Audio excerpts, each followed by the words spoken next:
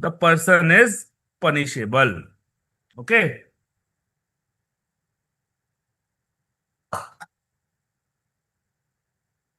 Then 25 to 30 is consent.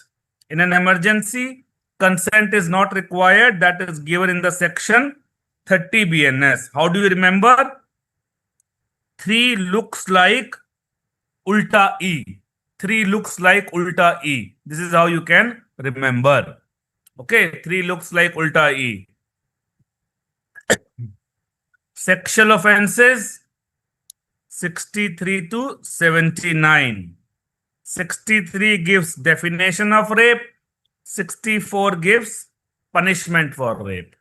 And minimum punishment for rape is up to 10 years. Offenses affecting life 100 to 110 BNS. How do you remember? Double zero in 100. So the person becomes zero. He dies. Person becomes zero. He dies. Definition of murder 101. Punishment for murder 103. Okay.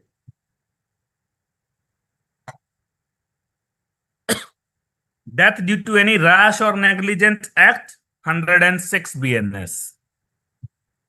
Due to medical negligence, the punishment is less, up to 2 years. For all other negligence, the punishment is up to 5 years. Okay. Hurt 114 BNS. Grievous hurt 116 BNS. नहीं, chat क्यों बंद करनी है? Chat में क्या दिक्कत है? Chat क्यों बंद करवा रहे हो भाई? ऐसी तो आनंद आता है, आदान प्रदान होता है भावनाओं का. If two summons received, please remember ranking of the court most important. That is high versus low court. Always go to the high court first. That is the most important part. And then, of course, criminal. This is the first thing to be considered. That is the most important. And then the second point, criminal court more preference over the civil court. But this is the most important ranking of court. Okay. Police inquest. What does it? 194 BNSS. So this is the most common inquest done in most conditions. Magistrate inquest is done mainly in 190 in few conditions. One is dowry death. Number 2, exhumation. And number 3, custodial deaths. Earlier, dowry death and exhumation were by executive magistrate and custodial death was by judicial magistrate. But now all of them can be done by judicial magistrate. Sorry, all of them can be done by executive magistrate. Executive magistrate. Who decides policy? Investigating officer is the charge of the case. So he decides in where the case has to be, PM has to be done or not. Investigating officer. He gives the dead body to doctor and doctor gives the dead body back to the investigating officer. Okay. Then investigating officer will give it to the relative. So you can remember like this. Main in charge of the case is investigating officer, not the doctor. Okay. PYQ में अभी update नहीं हुआ होगा ना, पुराने questions हैं. अभी तो बता रहा हूं तो नया यूज करोगे ना. Now, please remember, you can remember like this. The declaration is a very commonly used word, unsophisticated. Anybody can use it. So, whereas dying deposition word is rarely used, deposition is a very sophisticated word. You remember like this. Declaration, anybody can declare anything. So declaration is a very informal thing. So all these things, casual declaration word is a casual word. So all these things, oath, accuse, cross-examination, leading question are not applicable in dying declaration, but they happen in dying deposition. So India is an emotional country. So here you and info so here in India, dying declaration happens because in India is an emotional country. It thinks if a person is dying, he will be speaking truth only. India is an emotional country. It will think that if a person is dying, he will speak truth only, not in the dying deposition. Dying declaration, anyone can record, but prefer if possible is magistrate. Dying deposition, only magistrate. Only magistrate. Okay. If the victim survives, dying deposition was done in a proper manner, so it will have full value. But in dying declaration, because it was not done in a proper manner, it will hardly have any value. Victim will have to go and give the oral evidence into the court. Okay, so if little bit value is given, you mark this as the answer. If little bit is not given in the choice, you mark no value as the answer.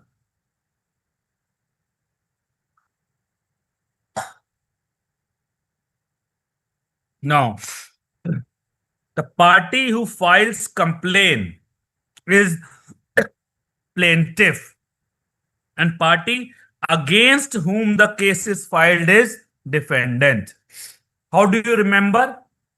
Normally, patient files case against the doctor. So normally it is patient versus doctor.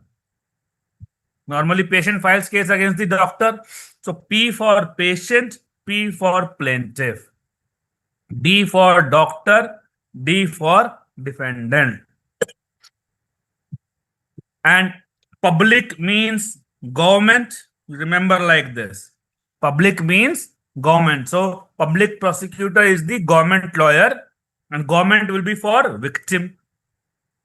Public means government and government will be for victim. So government lawyer for the victim is public prosecutor. And lawyer for the accused is defense lawyer because he is defending himself. He is defending himself. Okay. Now, there are two for evidence when this up the 100% proof. 100% proof. For example, somebody saw the accused killing. The 100% proof somebody saw the accused killing the victim is a direct evidence. Okay. The indirect evidence is of two types, circumstantial and hearsay. Circumstantial is the first-hand information and hearsay is the second-hand information. Somebody told somebody. So hearsay is usually invalid. Hearsay is usually invalid. Suni sunai baat. Then oral versus documentary evidence.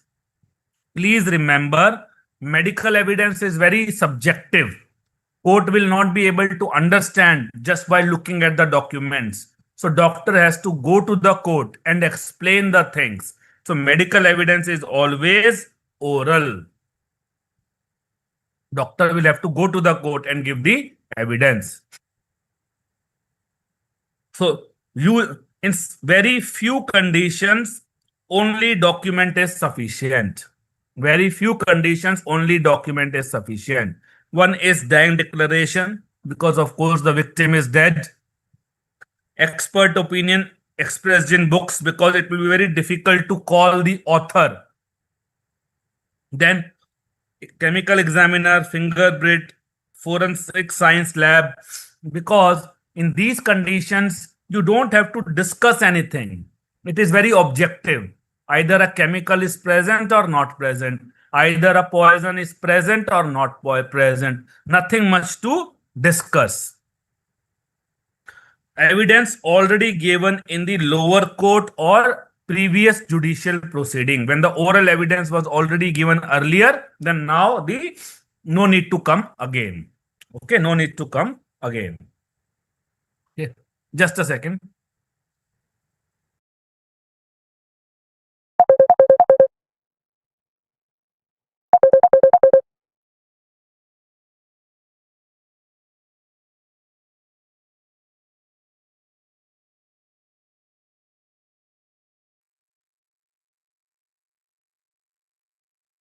Then, power of various courts.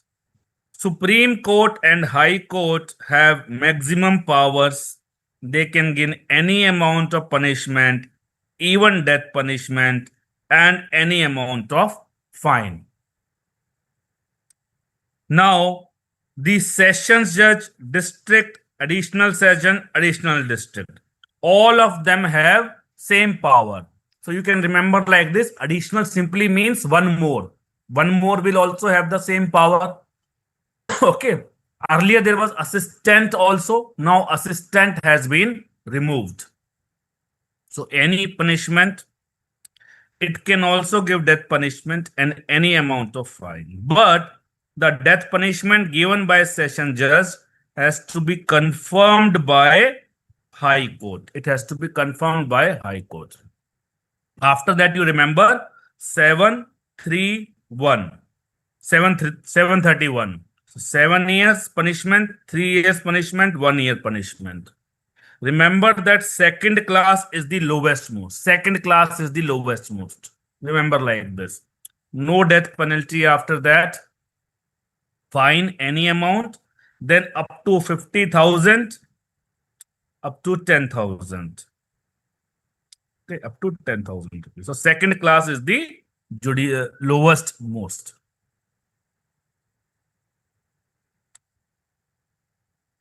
Now, a person below 12 years is not required to take oath. Examination in chief is done by the lawyer who summons the witness. So please remember, whoever summons,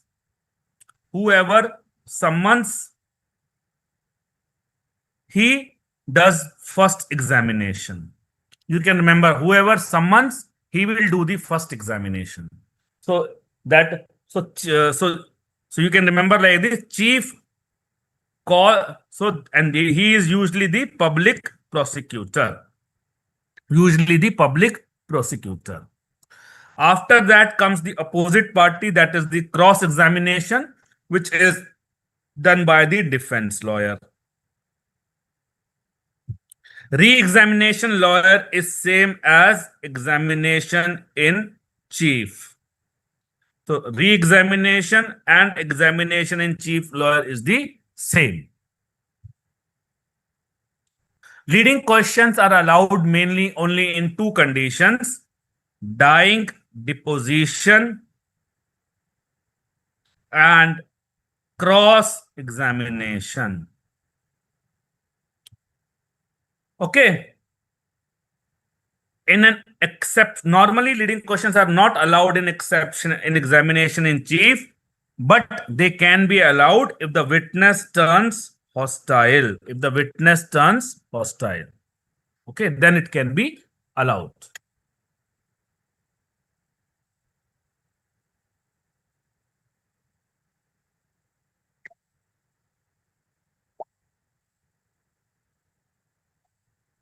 And please remember, the conduct money is given only in civil cases. Now, the test which tells us that particular stain, tissue, bone, muscle belong to human being or not is precipitin test. Is precipitin test. Then we have tests for semen and blood. And for individual identification, the best is DNA fingerprinting. Now, tests for seminal stain, there are two presumptive tests. One is seminal stain glows under the ultraviolet light because of the choline component of the semen. And choline comes from where? Seminal vesicles. Choline comes from seminal vesicles. Another presumptive test is microchemical tests. Here you remember the mnemonic semen of BF. Semen of BF. B for Barberio test, F for Florence test. So let's discuss a little bit more about Barberio and Florence. For Florence test, you remember all the halogens, chlorine, fluorine, iodine, bromine. Okay. So chlorine implies choline. Fluorine implies Florence test. Iodine is the reagent. Br is bromine. Bromine means dark brown rhombic crystals. For Barberio test, remember the mnemonic barbaric pricking by needles. So barbaric is Barberio. Pricking is picric acid. Needles means here we see yellow needle shaped crystals. Okay. Confirmatory test, the best is if we can detect one complete sperm. Apart from that, we have acid phosphatase, prostate specific antigen, and creatine phosphokinase test. But acid phosphatase comes from prostate gland, prostate specific also from the prostate gland, but CPK is a component of sperm itself. So this test will be always negative in A spermix. So CPK will be useless in A spermix. Now for blood stains, we have macrochemical tests and luminol spray test. Macrochemical test is used for visible stains. Some stain is visible. Luminol spray test is used for invisible stains. So all the macrochemical test uses hydrogen peroxide. So you remember the mnemonic hydrogen peroxide ka blog. Hydrogen peroxide ka blog. Castlemaire, benzidine, glucomaldehyde, orthotolidine, and guacam test. Confirmatory test, we can see the blood cells. We can do spectroscopy. Please remember that spectroscopy is the best test. The microchemical tests for blood stains are also good. These are Tickman test and Takayama. So please remember that the microchemical tests for seminal stains are presumptive and the microchemical tests for blood stains are confirmatory.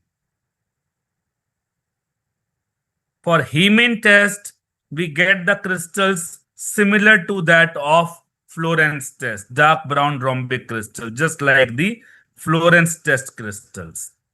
Hemochromogen test is also called Takayama test. So why is there? So pink feathery crystals. So you can remember why in feathery. Okay. Now, normally you always have to choose the confirmatory test as the answer. Normally you have to choose confirmatory test as the answer always. But there are two tests which are confirmatory, which are very good, but they are good only in the fresh stains. These are not good in the old or dry stains. What are these? These are acid phosphatase test for semen and Tickman test for the blood. These two tests are not good in old or dry stains, old or dry stains. Okay. Sorry.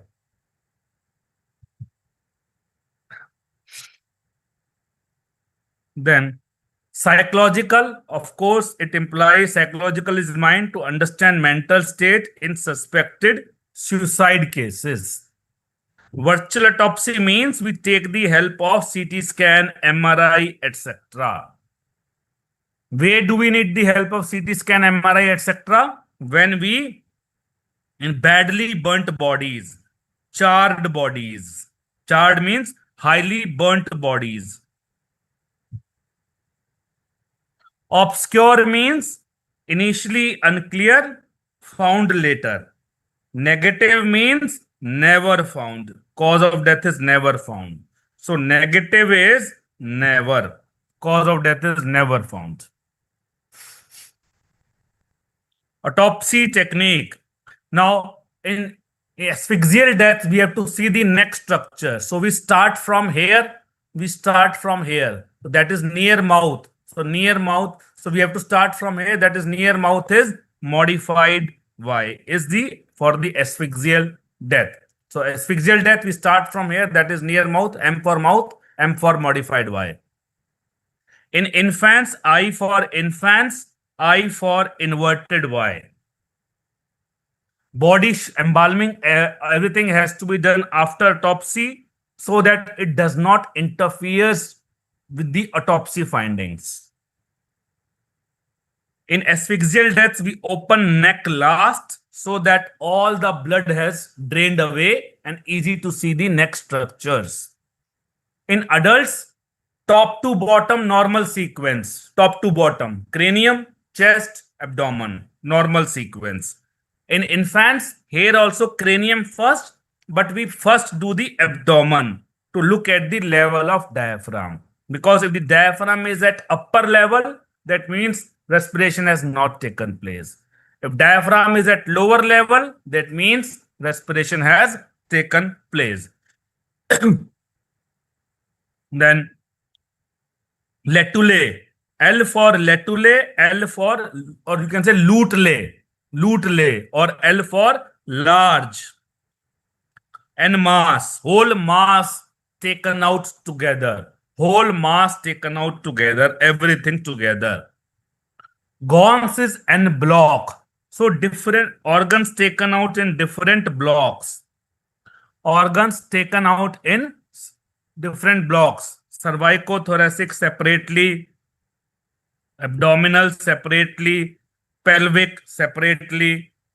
Virtues, V for virtues, V for one by one, V for virtues, V for one by one. Rokitansky, it has S here. So S means in situ. So Rokitansky we will do when the person is suffering from highly infectious disease like HIV. Virtuose is the most common, easy to do, just take out the organ. Letulase is done in infants because the relations between different organs is preserved. So you can see the congenital anomalies better. Antemortem clot has lines of Zen which are seen microscopically. There are alternative zones of red and pale layers. Alternative zone of red and pale layers which can be seen under the microscope. Whereas post-mortem clots there are two kinds of clot. One is the red currant jelly where you just see the red clot. It occurs when the blood clots rapidly.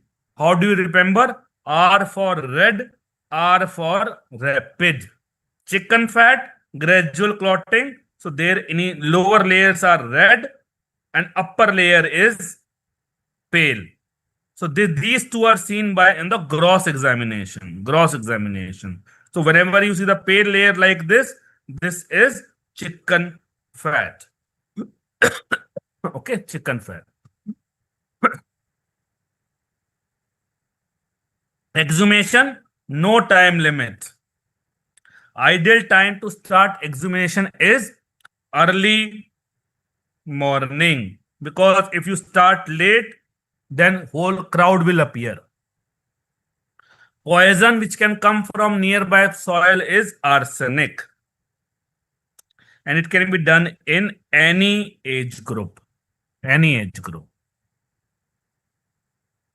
Suspended animation is found in A for after anesthesia, B for newborn barbiturate, C for cholera, cerebral concussion, D for drowning, E for electrocution, F for frozen state, that is hypothermia death, S for sunstroke, shock, insanity, and also voluntarily it can be done in yoga practitioners. Okay.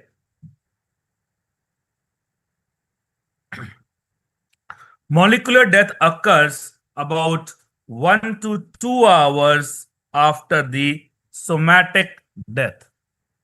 Biceps tripod. Tripod means three. Tripod means three.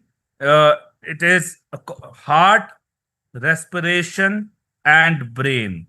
So this combination of heart, respiration, and brain is called biceps tripod of life. If anything stops, other things also stop. Life leaves from here. Atria mortis. Mortis means death. So death occurs either through brain, heart, or respiration. So you can remember like this. Manner of death means death was natural or unnatural. If it was unnatural, whether it was suicide, accident, or homicide. Then, based upon the which organ system was affected, we have three modes of death. Mode of death is also called Bichet's criteria. If it is brain, the mode of death is coma. If it is respiratory system, mode of death is asphyxia. If it is heart, then the mode of death is syncope. Okay आत्मा कहां से निकलती है? 7 दिन बाद पता चलेगा आत्मा कहां से निकलती है. ठीक है. Joking. Cause of death certificate. So part 1 is there, part 2 is there. Okay. Part 1 is the main events. Part 2 is other contributory causes. Okay. So in part 1, there is immediate cause and antecedent cause. The first antecedent cause from where everything started is the underlying cause. This is the most important cause of death, from where everything started. That is 1C. 1C leads to 1B, 1B leads to 1A. So immediate cause is 1A. Okay. So for example, if a person is stabbed, then this stab abdomen will be the underlying cause, which tells the whole story. Now, cattle trucking. This is cattle trucking. It occurs almost immediately. Then this is Tekesnoyer. Tekesnoyer occurs in 3 to 4 hours due to drying of conjunctiva. Drying of conjunctiva. So what happens is, because the conjunctiva dries off, the bacteria and dust settle over here. In vitreous humor, there is increased concentration of potassium ions, increased concentration of hypoxanthine. Okay. Corneal transplantation is allowed up to 6 hours in India. Best place to record temperature is after death is subhepatic. If subhepatic is not given in the choice, the second best is rectal. The change becomes visible, क्या लिखा यहां से निकलती है, change becomes visible 1 hour after death, and body keeps cooling till 20 hours after death. The curve of cooling is like this. This is sigmoid shape or inverted S shape. Okay. Post-mortem caloricity. That means after death, the body temperature remains high instead of cooling. It will occur when the heat regulation is when the heat is when the body temperature is high for any reason before death, or the environmental temperature is so high that it is not allowing the body to cool. So example, heat regulation disturbed before death, that is pontine hemorrhage, sunstroke, heat due to convulsions, tetanus, strychnine poisoning because they cause convulsions, heat production due to bacterial activity, example sepsis, or very high environmental temperature. Postmortem staining is present only on dependent parts. Okay. And it is present both internally and externally, but only on dependent parts. And it is not present over the pressure areas. It is not present over the pressure areas. Here the changes get visible 1 hour after death, completely developed 6 hours after death, fixed in 8 to 12 hours after death, and persist till 48 hours. So you can say persist till putrefaction, because after that it will merge with the discoloration of putrefaction.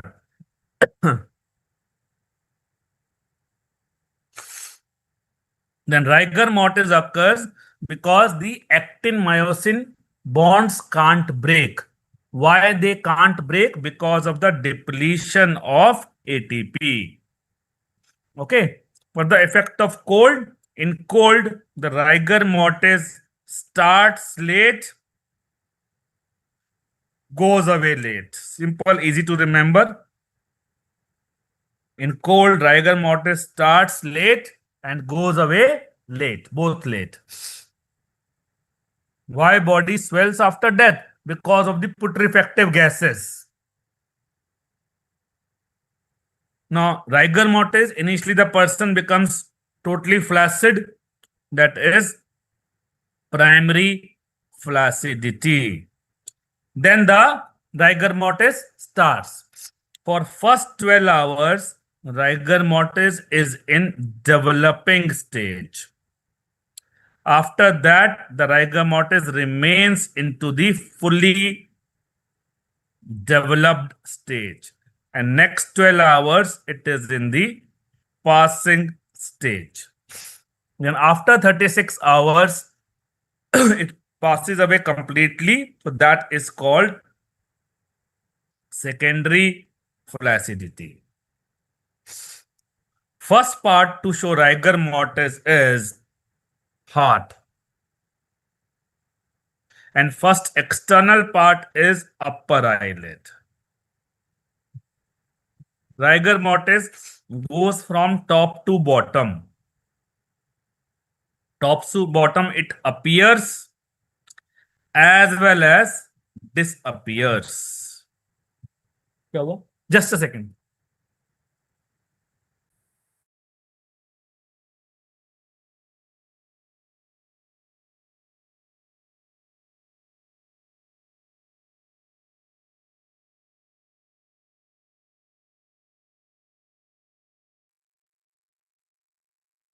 Okay. So this is also called rule of 12 and also called Niston's rule. Niston's rule. भाई लोग, काजल तो ठीक है, पर revise कैसे करें? No. Conditions which looks like rigor mortis, heat stiffening, heat stiffening, also called pugilistic attitude. The person appears as if he's going for a boxing. It occurs due to heat. Why does it occur? Because the muscles get stiff because of the due to muscle protein coagulation. Muscle protein coagulation by heat. When the body temperature is very high, more than 65 degrees Celsius. Cold stiffening occurs when the body is in some freezing temperature due to freezing of body fluids. Gas stiffening occurs due to putrefactive gases. Putrefactive gases. Okay. Cadaveric spasm, the muscles remain contracted like this. It occurs only in hands. So that is only in the voluntary. The mechanism is not known. It gives us the manner of death, which, like in this case, is suicide, and which gives us the cause of death, which in this case is drowning. Whereas rigor mortis tells us the time since death. Okay. Now, late changes, PAM, putrefaction, adipocere, and mummification. Bacteria putrefaction occurs due to main bacteria is Clostridium welchii, which has an enzyme lecithinase. And please remember, rate of putrefaction is Casper's dictum. Air, suppose the rate of putrefaction is Y. In water, it will be Y upon 2, land Y upon 8. So easy to remember, L for land, L for least. So rate of putrefaction is least in land. Least in land. Okay. Pigment responsible for greenish discoloration is sulf-met hemoglobin. The putrefaction starts in about 12 hours. The first sign of putrefaction is reddish brown discoloration of inner wall of aorta. Second sign of putrefaction is greenish discoloration of under surface of greenish discoloration of under surface of liver, because transverse colon passes through there. And third sign of putrefaction is greenish discoloration of right iliac fossa, because cecum is there. In 36 hours, this is very important, you get a very important sign, that is marbling. The superficial blood vessels become visible. In 1 week, liquefaction occurs. Most of the organs liquefy in 1 week. In 1 month, skeletonization occurs. That is, only skeleton remains. Only skeleton remains. Okay.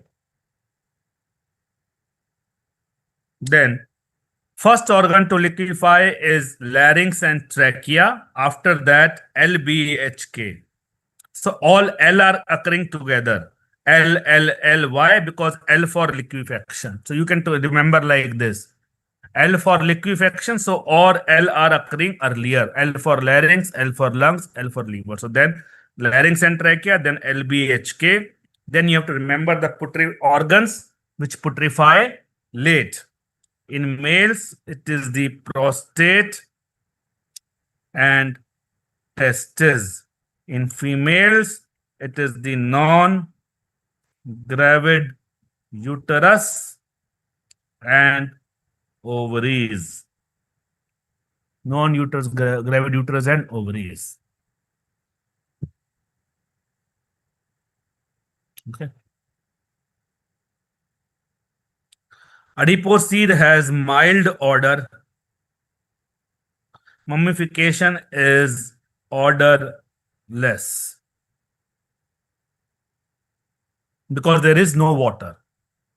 Adipose seed is an enzymatic process, so it will work best in the warm climate.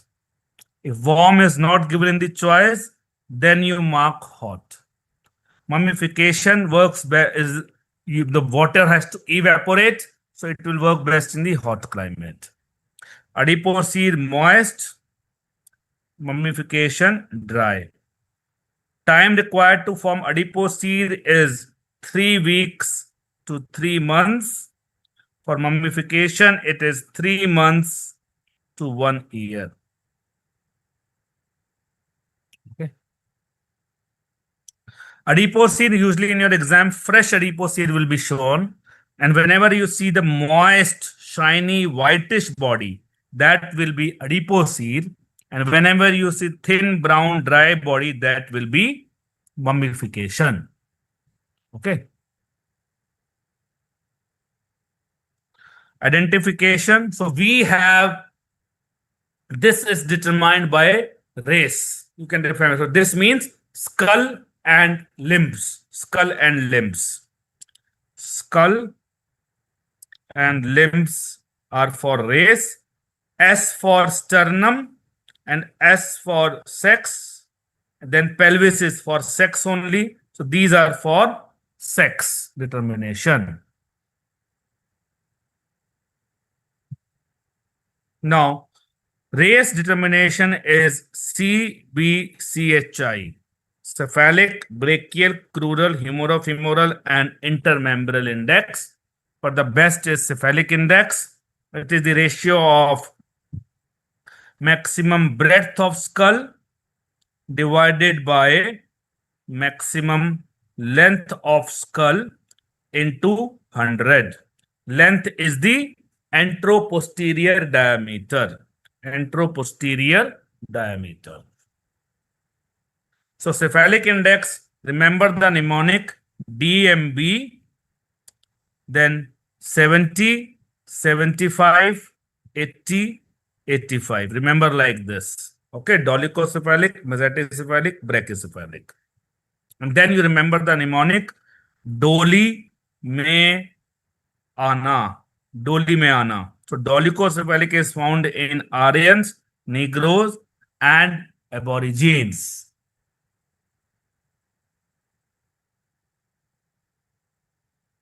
Okay. Then mesaticephalics, Caucasians, Indians, Chinese. So you remember like this: Hindi, Chini, bhai bhai. Hindi, Chini, bhai bhai. ठीक है? Brachycephalic, Mongoloids.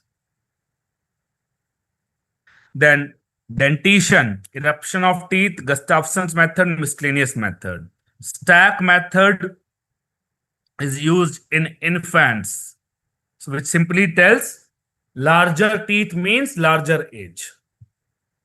Then Boyd's method is based upon incremental lines. Now, for temporary teeth, what you have to remember is IMCM. IMCM. Okay. IMCM 6, 12, 18, 24. Easy to remember. Also, always remember that always central incisor erupts first, then the lateral incisor in both temporary and permanent teeth. And always, then also you can remember that first ear, first molar, second ear, second molar. This is also you can remember.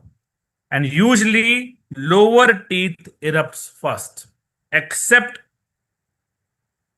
lateral incisors, where the upper teeth erupts earlier. So Temporary teeth eruption starts at 6 months. Permanent teeth eruption starts at 6 years. So 6 months and 6 years. So here the mnemonic is mother is in pain, papa can make medicine. Okay. So always central incisor first, then the lateral. Always first premolar, then the second premolar. Always first molar, second molar, and third molar. So these are in sequence. So 6 to 7, then you keep on increasing. 7 to 8, 8 to 9, 9 to 10, 10 to 11, 11 to 12. Then 12 to 14, 17 to 25 years. Period of mixed dentition is 6 to 11 years when both temporary and permanent teeth are present. And during this time, the total number of teeth is always 24, temporary plus permanent. For number of permanent teeth during mixed dentition, the formula is equal to age minus 5 multiplied by 4. Then Gustafson's method is used after 25 years of age. The various criteria you can remember by the mnemonic script. Okay, secondary dentine, cementum apposition, root resorption, adhesion, periodontosis, and transparency of use. And being transparent is the best. Being transparency is the best policy. So best criteria is transparency of root. Then ossification centers in intrauterine life. Here 1 month you have to consider like 4 weeks. So there will be total of 10 months. Or the first center appears in the body of clavicle at 1.5 months of intrauterine life. So for clavicle, there are 2 centers. This for the body appears at 1.5 months of intrauterine life for the clavicle. For the inner end, it appears at 18 years and fuses with the rest of the bone at 21 years. Okay. Then please remember, the centers appear earlier in the diaphysis always. Epiphysis occur later. In the intrauterine life, we get the centers for diaphysis. So primary center of the long bones occurs in the diaphysis at 3 months. So 1.5 months, then 3 months. Then for sternum, you remember, age of appearance goes like this. Manubrium and S1, they appear at 5 months of intrauterine life. S2 and S3, they appear at 7 months of intrauterine life. S4 appears at 10 months of intrauterine life. Xiphoid process at 3 years. Now we have manubrium, body, and xiphoid. Xiphoid process fuses with body late, and manubrium also fuses with body late. But in the body, the S4 to S1, these fusion occurs between 14 to 25 years of age. 14 to 25 years of age.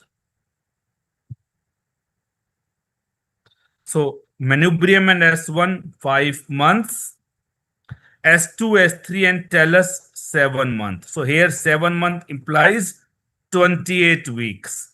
This is the age of viability. This is the age of viability. So T for talus, and T looks like 7. So this is how you can remember. T looks like 7. Then what you have to remember is knee near birth. Easy to remember. So this is femur. This is tibia. So lower end of femur at 9 months, upper end of tibia at 10 months, like this. Okay. So lower end of femur, 9 months of intrauterine life, upper end of tibia and S4 at 10 months of intrauterine life. Clear?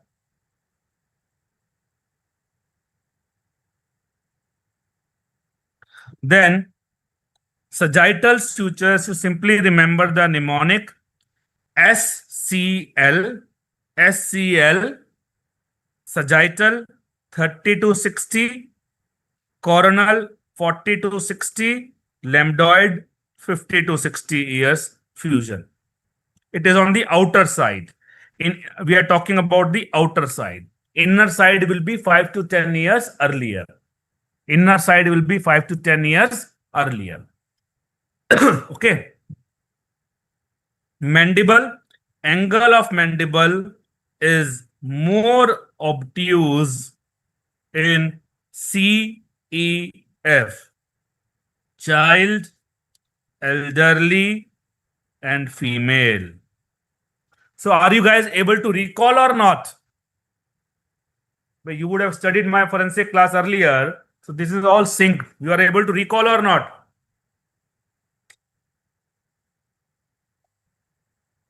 100% तो कोई भी याद नहीं रख सकता. But even if you are able to recall, so don't worry if you are not able to recall 100%. But if you are able to recall partly also, that is good. Now 21 years, fusion at 21 years. Remember the mnemonic 21 ice in ice box. So at 21 years, IC for inner end of clavicle, then I for ischial tuberosity, then IC again, iliac crest, B for basi occiput with basi sphenoid. Okay. Carpal bone, all the carpal bone appears after birth. After birth. So first two carpal bones appear within 2 months. Easy to remember. Two carpal bone appear within 2 months. Two carpal bone. First two carpal. This also 2 months. This also 2 months. After that, the carpal bone appears at their corresponding numbers. So 3 to 7 carpal bones appear between 3 to 6 years. So third year, then fourth year, 5 years, 5.5 years, and 6 years. Last carpal bone appears late, that is at 10 to 12 years. So, carpal, first is captain. So, captain comes first. So, captain is capitate. Captain is capitate. Hamate sounds like capitate. Hamate sounds like capitate. 3 is tri. So, tricuteral. Tricuteral. And last, you remember, 8th is pisiform. Pisiform is pissed off, so it appears late. Pisiform is pissed off, so it appears late. Okay. Then, amongst the major joint, the two joints which start with vowels, E and A, the two joints which start with vowels, they are fused between 16 to 17 years. The other 4 joints fuse between 17 to 19 years. Other 4 joints fuse between 17 to 19 years. Then upper end of femur and upper end of humerus. Both have 3 centers, H, G, T and LT. T is tubercle in humerus and trochanter in femur. So it is here it is 1, 3, 5. Here it is 1, 4, 14. 1, 4, 14. So head appears at 1 year, greater trochanter appears at 3 years, lesser trochanter appears at 5 years. In upper end of femur 1 year, 4 year, and 14 years. Okay.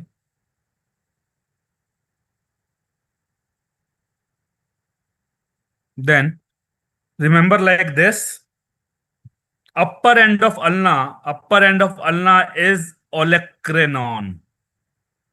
So non is 9. Non sounds like 9, so this is 9. And lower end of radii, it appears at 9 years. Lower end of radius. So you can remember like this. All of us have two radiant bottoms. So lower end of radius appears at 2 years. Other two are in between. Just remember, other two are in between. Other two are in between. Best bone to assess age between 20 to 50 years is age related changes in pubic symphysis. Okay. Then, for sex identification by nuclear sexing, there are 4 methods: Barr body, Davidson body, fluorescent fusion reaction, and quinacrine dihydrochloride. Barr body is an inactivated X chromosome. Number of Barr bodies is total number of X minus 1. It is found in all somatic cells. Davidson body has this shape, which is called drumstick shape, and it is found in neutrophils. So N in neutrophils, and Davidson ends with N. So N for neutrophils. Fluorescent fusion reaction detects X chromosome. Quinacrine dihydrochloride detects Y chromosome. So how do you remember? Y in dihydrochloride and Y for Y chromosome. So first 3 are all found in females, whereas quinacrine dihydrochloride is for males. Okay. Then all the male bones as compared to female bones are large, rough, heavier, larger surface, more prominent features, and males are squarish, females are goal mature. Remember the simple mnemonic: pelvis 95. So pelvis is for sex, for because of the purpose of childbirth, pelvis is very different in females as compared to males. So pelvis gives the best accuracy, 95%. Pelvis plus skull 92%, entire skeleton 100%.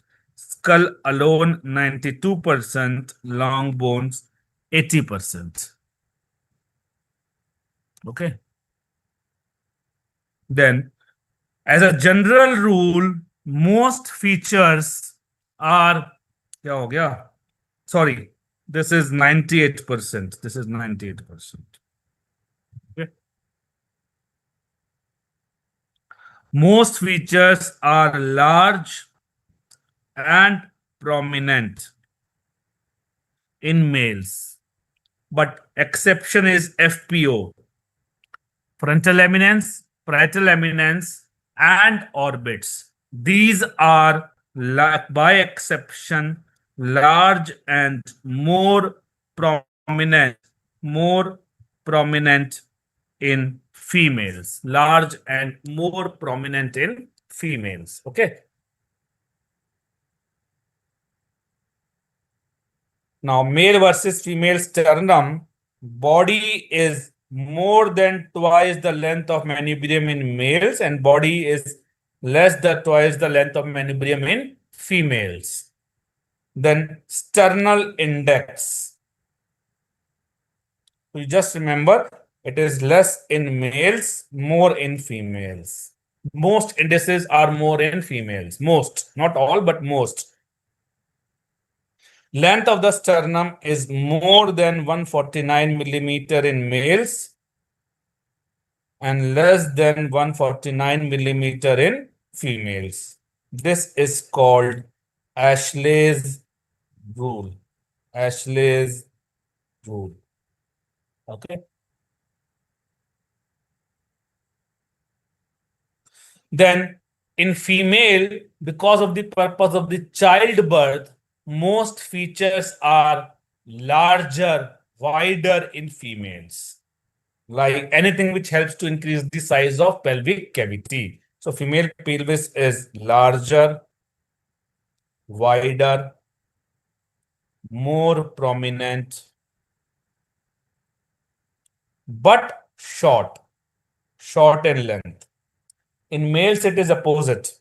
It is in general smaller, narrow, less prominent, but long. But long. Okay. And the features which do not help to increase the size of pelvic cavity, they follow the general rule. That is, they are larger in males as compared to females. Okay. Stature, remember the mnemonic BDKT. Brettingers, Duperitus and Headers, Carl Pearson, Stotter and Glessers. Best bone for stature is femur because it is the longest bone. So it will correlate best with the stature. It will correlate best with the stature. Okay.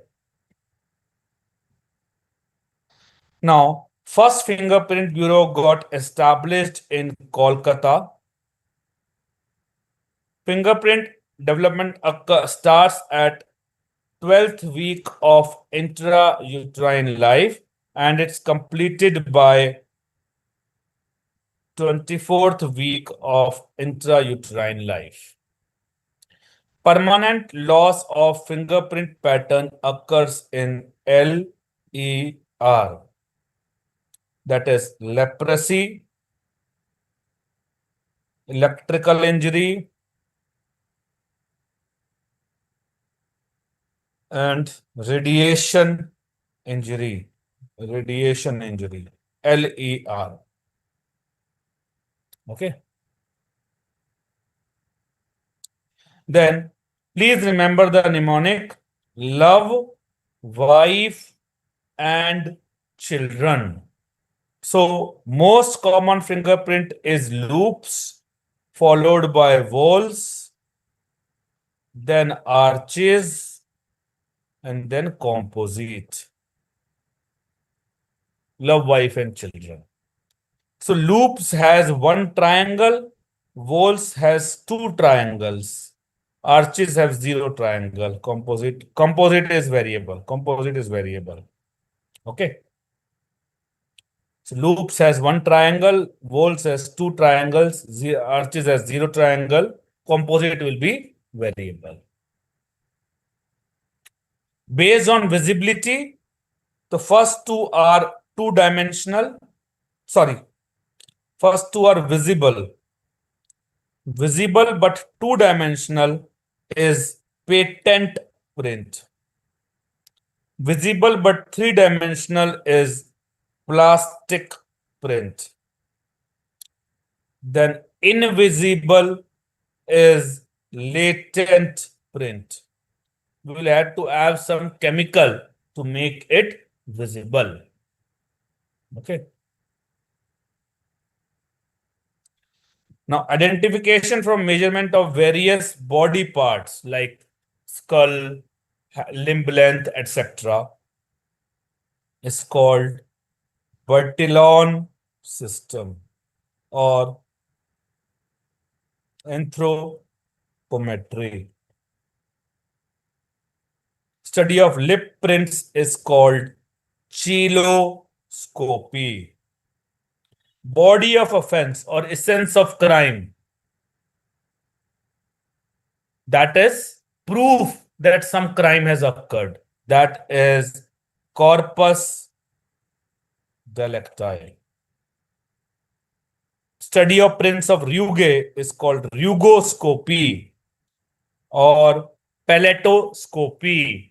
Here the rugae are seen on the anterior 1/3 part of palate. If you try to touch your tongue to the palate, if the tattoo has disappeared, they can be seen in the nearby lymph nodes. Okay, nearby lymph nodes. Please remember one thing, that ultraviolet rays is for semen, infrared rays is for tattoo. How do you remember? Infra. Infra means inferior. So tattoo is deep, inferior, or D is deep in dermis. It is deep in dermis. So inferior means low. So it is deep in dermis, low in dermis. So infrared tattoo, ultraviolet light, semen. Semen is superficial. Okay. Whenever two objects come in contact, there is exchange of physical evidence. That is called Locard exchange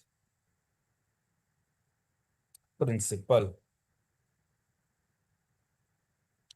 And study of pores on palm and plantar surfaces, that is called poroscopy. So both this also and this also, both were given by Locard, Sir Edmund Locard. Which glands we see? On the pores of the hands, we have sweat glands. Sweat glands.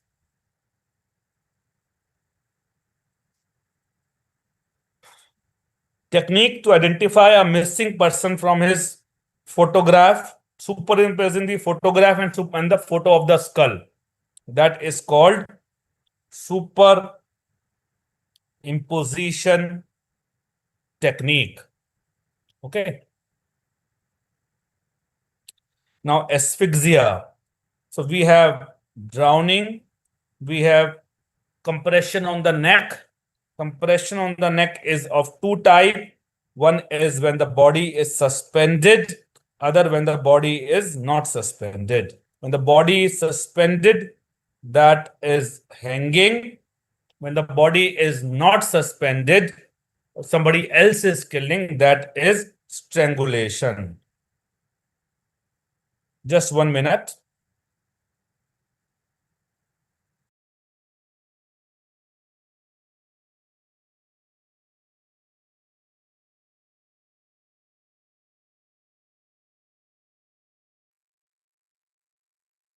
Okay. And then all others are suffocation asphyxias. All others are suffocation asphyxias. So closure of mouth and nose is smothering. So whenever you see injuries on face or lips, that will be smothering. Okay, injuries on neck is different. It is if injuries on neck, that will be hanging, ligature or strangulation, but injuries on faces or lips will be smothering. Then forcing anything inside the mouth, that is gagging. Then restriction of chest movements is of two types. Traumatic asphyxia, when there is an external trauma, or positional asphyxia due to abnormal position. Okay, one typical position is jackknife position, as you can see over here. The woman has fallen down. Then the classical sign of traumatic asphyxia is very intense asphyxial signs. Number two, the signs are seen on both face and chest. Third, there is a well-defined demarcation line, as you can see, at the level of compression. then a combination of smothering and traumatic asphyxia, STA. So if it is homicidal, it is barking. If it is accidental, it is overlaying. Overlaying. Okay. Then choking. Something going inside the respiratory tract. That is choking. And a special type of choking is cafe coronary. So what's the difference? In choking, sudden death doesn't occur, but in cafe coronary, sudden death occurs. In choking, person is not necessary to be drunk. In cafe coronary, the person is always drunk.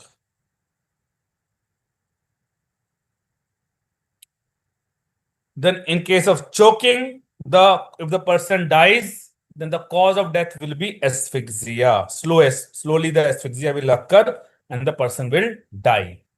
In cafe coronary, it will be the vagal stimulation leading to reflex cardiac arrest. So vagal stimulation occurs, but in common language, we call it vagal inhibition because heart gets inhibited. Okay. Hanging, ligature mark on occiput, typical hanging. Any other position is atypical. How do you remember? A for any, A for atypical. A for any and A for atypical. You guys had your breakfast or not? नाश्ता वास्ता कर लिया था कि नहीं किया था? तो ठीक है, 5 मिनट में I will give you 5 minutes break. 5 minute का ब्रेक मिलेगा बस at 11:30. Surest sign of antemortem hanging is dribbling of saliva and la facie is sympathetic. And dribbling of saliva, the dribbling occurs opposite to ligature knot. Okay. Whereas in la facie sympathetic, because of the cervical sympathetic chain gets stretched, the eye remain open and pupils dilated on the same side. So how do you remember? Sympathetic is same. This is how you can remember. Sympathetic is same. Manual strangulation. Here you will see fingertip bruises called six penny bruises due to the fingertips. Fingertips. And crescentic nail abrasions. Okay. Then we have ligature strangulation. Then compression of neck in the bend of the elbow. This is mugging. Then compression of neck by bamboo sticks is bans dola. And ligature material when it is twisted by a liver. So that is garroting. And a special type of garroting is Spanish windlass. Spanish windlass. Okay. So it is 11:27. 11:27. Let's meet sharp at 11:35. Okay. Happy? Sharp 11:35. Not a minute late. 1 minute भी late मत करना.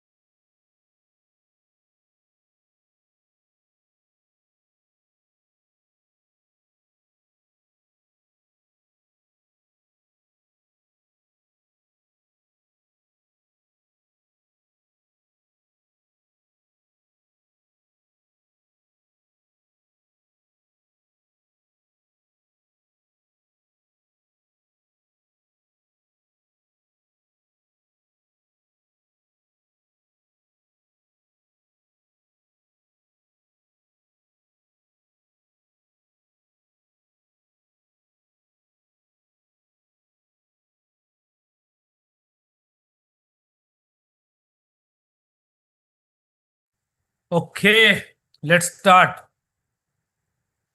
So we are discussing different kinds of strangulation.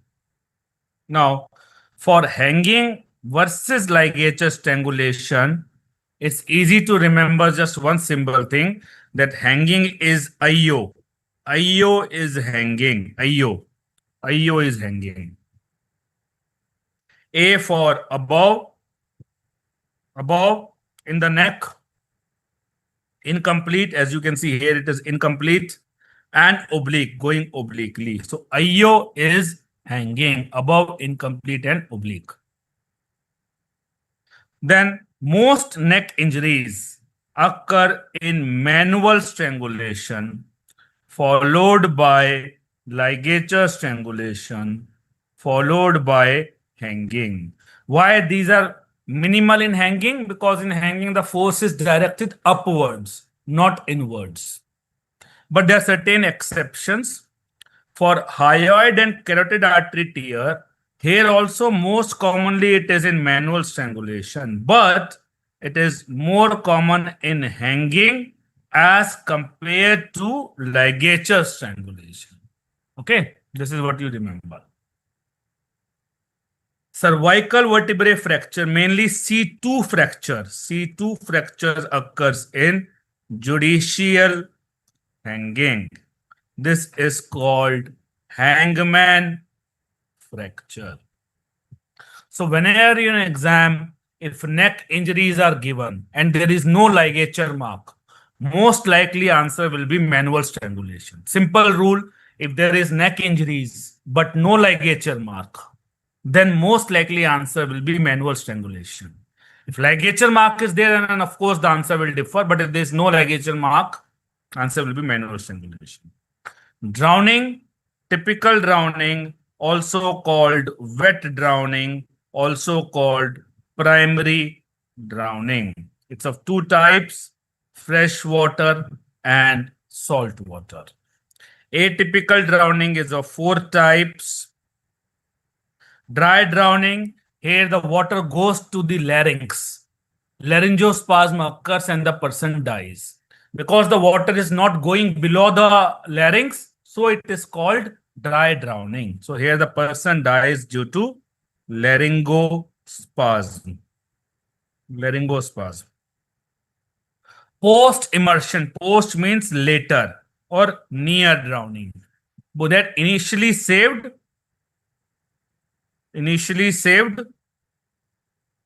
dies later.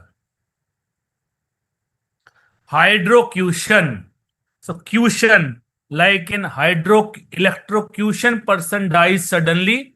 Similarly, in hydrocution, person dies suddenly. Cold water causes vagal stimulation, which leads to reflex cardiac arrest.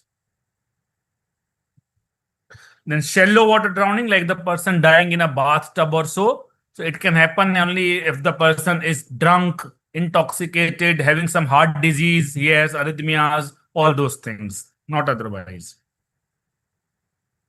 Freshwater drowning is hypotonic. Please remember, in fresh water, because the water is hypotonic, the water it causes, so water goes till the blood. So there is hypervolemia and hemodilution. In salt water, there is hypovolemia and hemoconcentration. In hemodilution occurs, so in freshwater drowning, there is decreased concentration of everything except potassium ions. Except potassium ions. Because what happens is hemolysis occurs and potassium ions comes out. So whereas in salt water drowning, there is increased concentration of everything because of hemoconcentration. Okay. So there is hemolysis here. There in salt water, there is no hemolysis. No hemolysis. The RBCs become crenated like this. RBCs become crenated because blood comes out from them. Then in freshwater drowning, there is ventricular fibrillation because of potassium ions.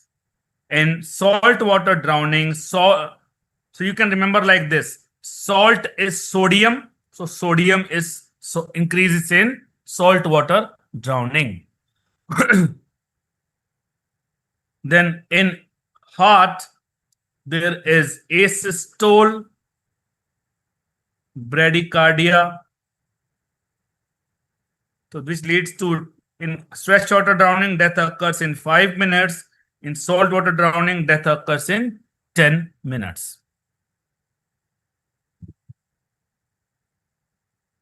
Ante-mortem drowning, there are 8 signs that you should know. And signs of immersion implies that it can be positive in both ante-mortem drowning as well as post-mortem drowning. They simply tell us that the person was in water. There are 2 signs. So, grass or weeds tightly held in hands, cadaveric spasm. This is the best sign. Then drowning froth is the second best. So froth is very large in amount, okay, and present everywhere. Then the lungs become heavy and overinflated. So because of the intense force of respiration, the alveoli rupture and emphysema-like appearance occur. So that is called emphysema aquosum. Why aquosum? Because water is going inside. Or if you see mud, etc., into the respiratory passages, then also that means person inhaled. Then we have these large hemorrhages on the lungs, as you can see. These are Peltoff hemorrhages. Peltoff hemorrhages are specific for drowning. Diatoms are microscopic unicellular algae. Their outer covering is made up of silica, which is acid resistant.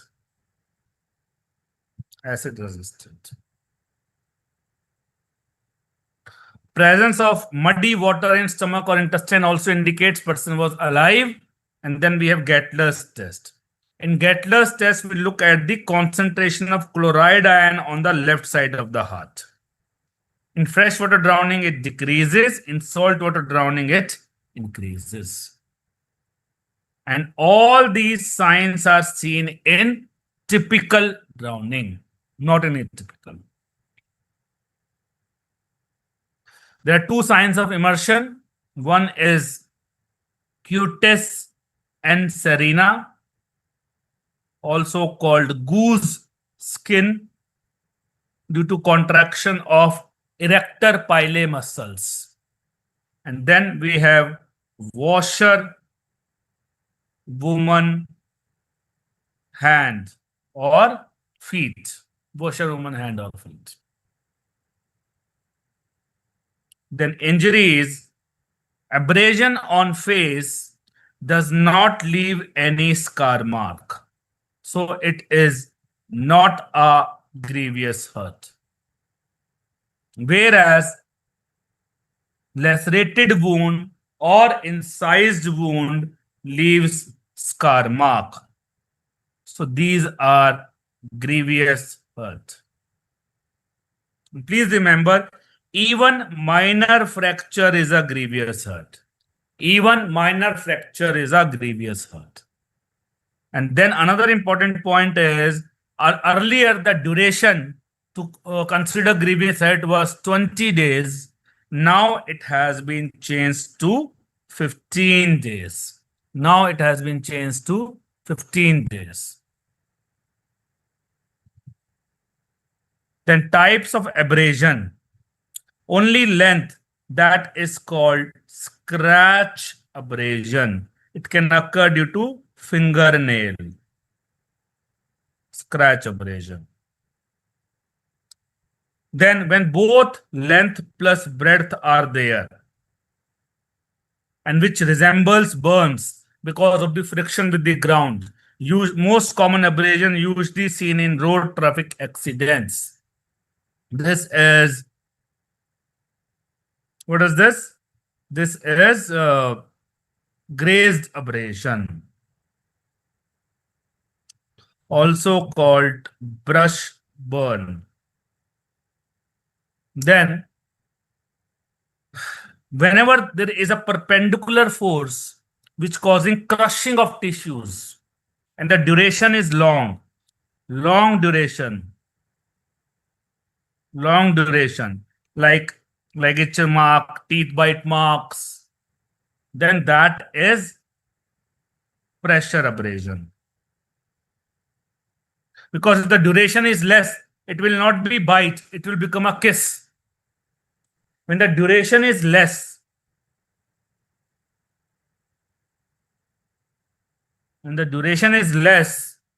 but the impact is very strong, like by a car, by a shoe mark, whenever, in that case, it will be impact abrasion. Last two produce patterned abrasions. Pressure and impact abrasion produce patterned abrasions. Okay. When fresh, the abrasion is bright red. Then please remember, scab formation occurs in 12 to 24 hours. This is important. The blood and lymph dries off, coagulates and dry off, and the scab formation occurs in 12 to 24 hours. The scab becomes reddish brown in 2 to 3 days. Then scab starts peeling from the margin and it becomes brownish black in 4 to 7 days.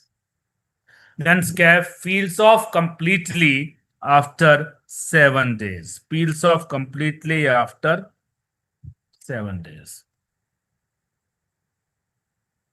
You did remember one thing, abrasion heals in 1 week, bruise heals in 2 weeks. Okay. Then for bruise, you remember the mnemonic ribgeo. Ribgeo. When fresh, it is red. In few hours to 3 days, it is bluish due to deoxyhemoglobin. Brown on 4th day due to hemosiderin. Greenish on 5 to 6 days due to biliverdin. 7 to 14 days bilirubin yellow, and then normal after 2 weeks.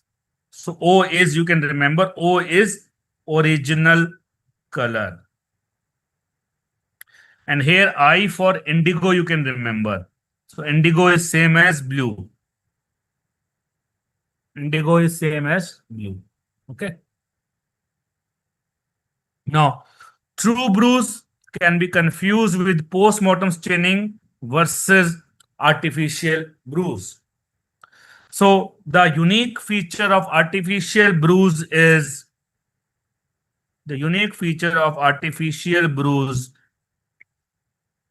it has vesicles and itching. Then the ill-defined margins is the classical features of true bruise, because the blood comes out and moves here and there.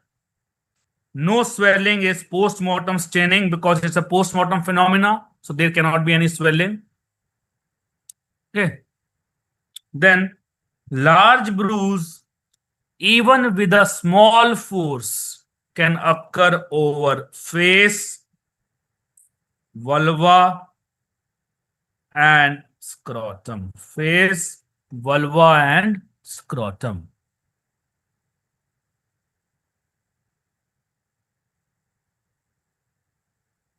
Then ectopic bruise around eyes is raccoon sign.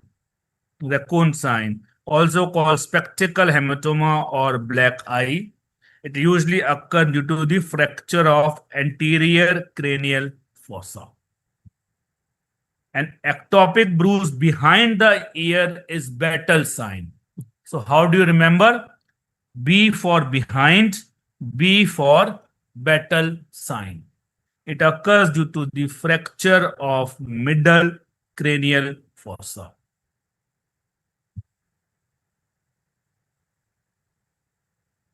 Then types of lacerated wound.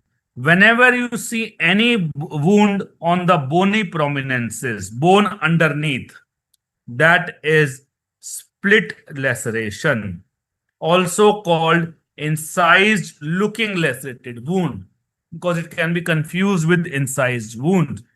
It is found on the bony prominences. Then, due to the stretching of the skin, like somebody kicks you on the abdomen, that is stretch laceration. And when the stretching is so much that the portion of the skin gets detached, that is called avulsion or flaying. Okay. Then laceration by some hard irregular object is tear laceration. Laceration by a heavy object with relatively sharp edges, example X, that is chop laceration. Okay, chop laceration. So here you can see in chop laceration, you can see the are margins are bruised and contused. So this is chop laceration, not a stab wound. Most common is we cry a lot. So tear laceration is most common.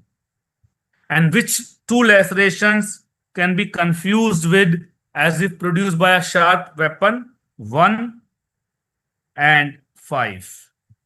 That is incised looking lacerated wound, okay, and chop wound.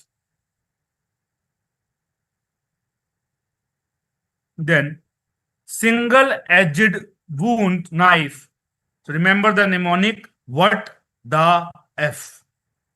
The shapes produced by a single-edged knife is what the F. You remember like this: wedge shape, teardrop, and fish shape, single-edged. The double-edged knife will produce spindle shape or elliptical.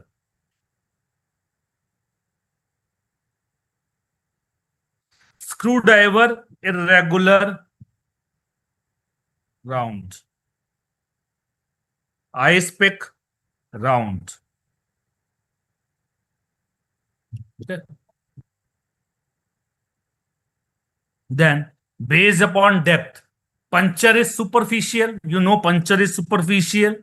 So, which goes only till soft tissues. Penetrating, which enters a body cavity. Perforating, which comes out. So, how do you remember? O in perforating, O for coming out from other side.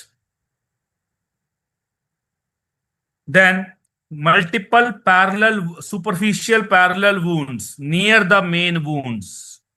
These are hesitation marks or tentative cuts. These indicate suicide. Whereas wounds on the hands, okay, these are called defense wounds. These are called defense wound, and these indicate homicide. The wound which helps to determine sequence of fracture in the skull is Pappé rule. Pappé's rule. So here, this red fracture occurred first and then the black fracture. So black fracture did not cross the first fracture. Then pedestrian injuries.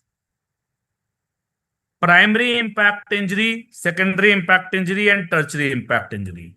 Please remember, tertiary impact injury is secondary injury. So don't confuse between secondary injury versus secondary impact injury. So in primary impact injury, of course, the most common location will be legs. and there will be a wedge-shaped fracture like this. A wedge-shaped fracture called bumper fracture of tibia. Bumper fracture of tibia occur. And characteristic feature of tertiary impact injury is whenever you see extensive abrasions on leg, on body, that is tertiary impact injury. Then whenever you see small punctate laceration on the face, as if the face is scratched by the sparrow feet, it occurs due to wind, shield, glass injury, and that is called sparrow foot mark. Sparrow foot mark. Most common seatbelt injuries occur in intestines and mesentery.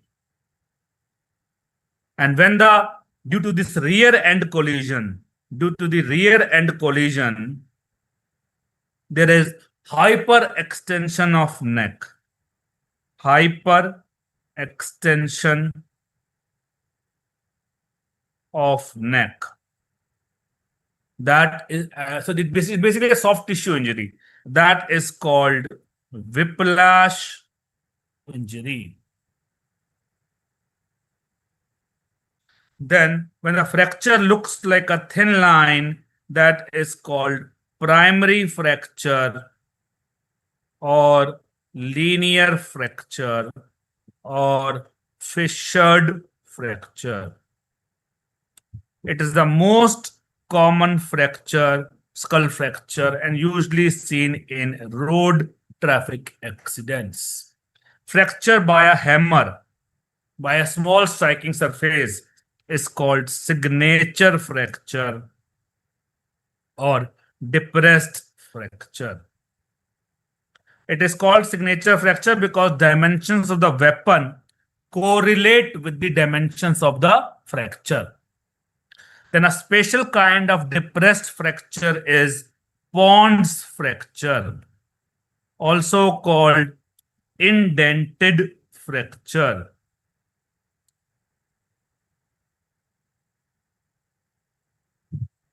So fracture is compressed like a ball, ping pong ball. Proper fracture line may not be seen, just like a ping pong ball it is compressed. It is seen in infants because the skull is still very elastic. And when the bullet passes adjacent to the skull, it produces a gutter fracture due to the bullet passing adjacent to the skull. Then sutural fracture. The sutures are fractured, also called diastatic fracture.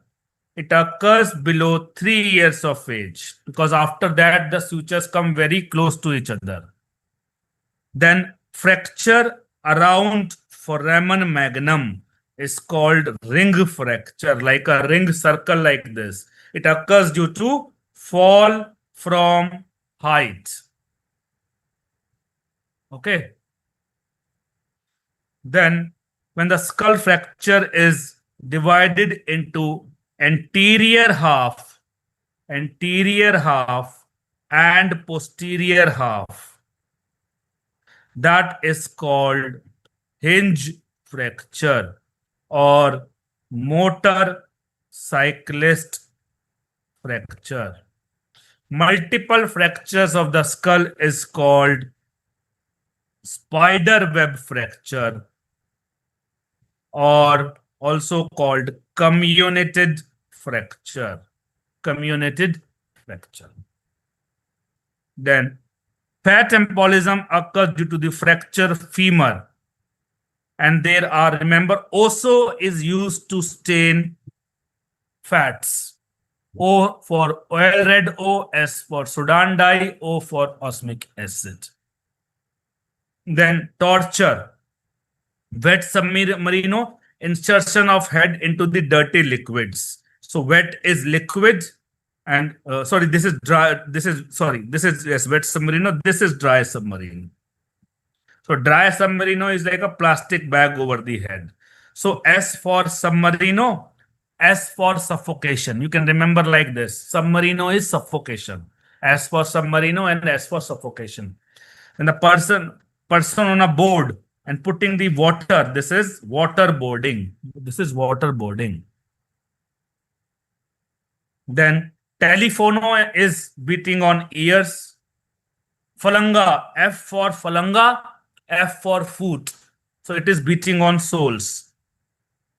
Parrot's perch, the person hanged upside down like this. That is parrot's perch. Then planton, standing for a long time. So planton is something related to planter is something related to legs. So that is how you can remember. Then sitting on a sharp object is sawhorse. So S for sawhorse, S for sit, S for sharp. Hog tie. Hog tie is when the hands and feet are tied together. So tied together is hog tie. Then wooden leg rolled over like this is ghotna. So ghotna has O, rolled has O. And wooden logs compressed like this is chepua. So C for chepua, C for compressed. Okay. Then we know anus is black. So putting something inside the anus is black slave. Anus is black. Then giving electric current to sensitive areas is electric cattle prod, because this is used to give small current to cattle so that they remain controlled. In primary blast injury, the injury occurs due to high pressure wave. So it basically causes injury to the hollow organs, because in hollow organs the waves can move like this.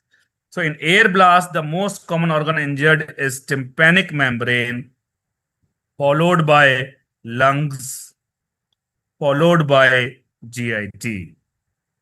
In underwater blast, GIT. Then multiple triad, abrasion plus laceration plus contusion. These three triads are seen in secondary blast injury due to flying of small object, and this is called Marshall's triad. Victim thrown away due to high velocity wind is called tertiary blast injuries, and all other injuries are quaternary or miscellaneous blast injuries. Example, burns, etc.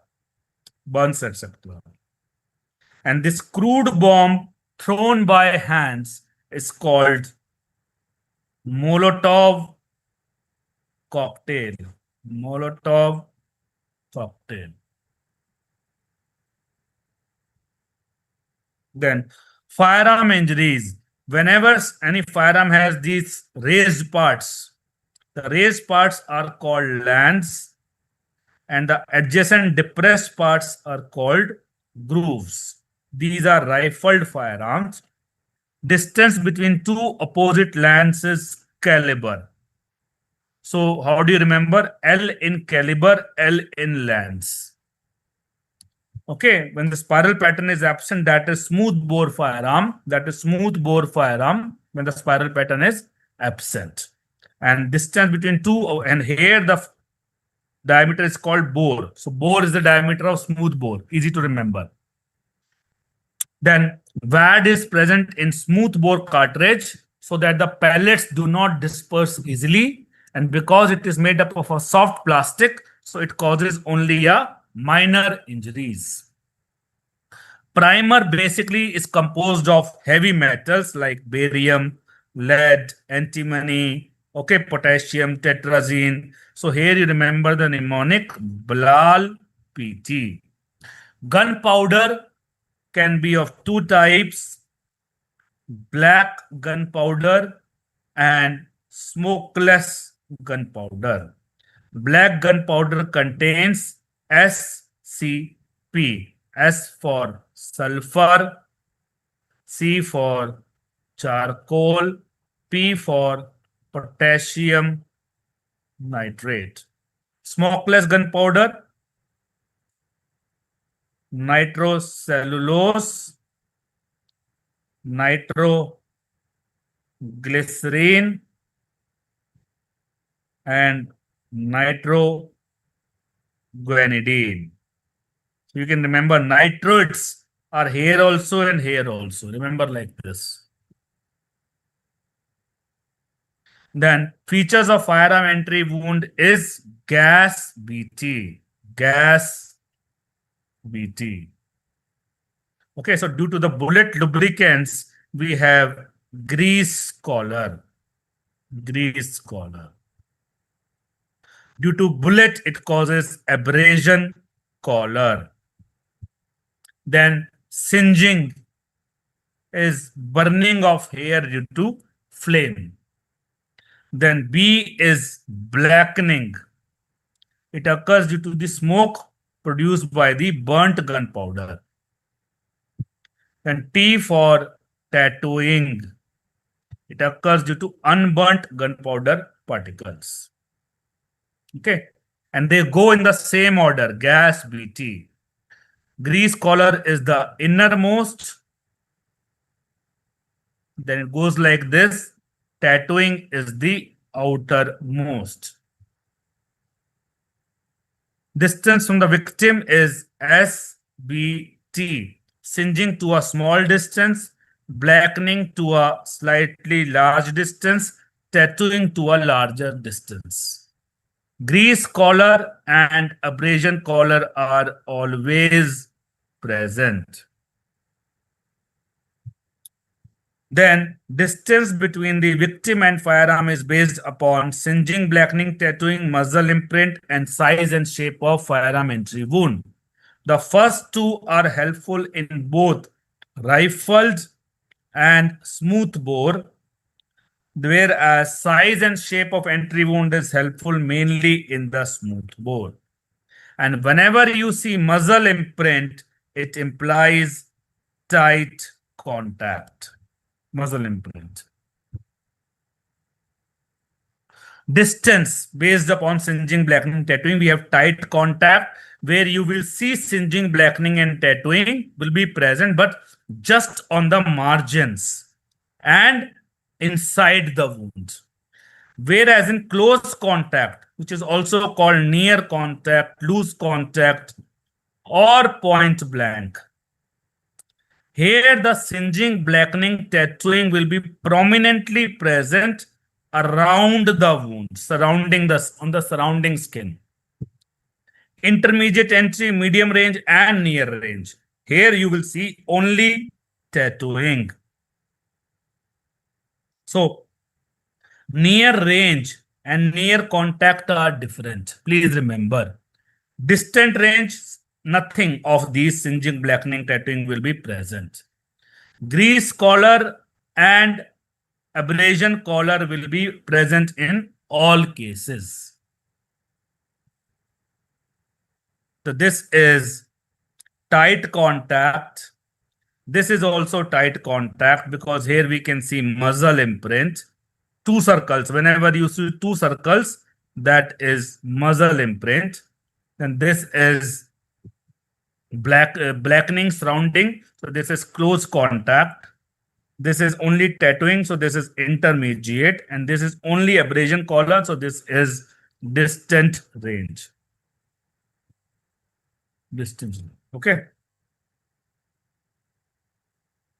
Then for the size and shape basically helps in smooth bore, because in rifled arm wound will always be either round if it enters perpendicularly, or it will be oval if enters obliquely. But in case of smooth bore, it will change with distance. Up to 30 centimeters, all pellets go together and produce a round wound. After 30 centimeters, the pellet starts spreading out, produce a rat hole wound. After 2 meters, there will be one central wound and one or few satellite wound. So satellite means dur, far. More than 4 meters, only individual pellet wound. Okay. Then this is a special scenario where two features meet. One is the wound is either contact or close contact. Second, the wound is over the head. Here the gases go inside and do not get enough space to expand, which leads to large entry wound, which leads to large irregular entry wounds. So here the entry wounds looks like exit wounds. Okay. So here they can be large, cruciate shaped or stellate shaped wounds. And there can also be the complete bursting of skull. Complete bursting of skull.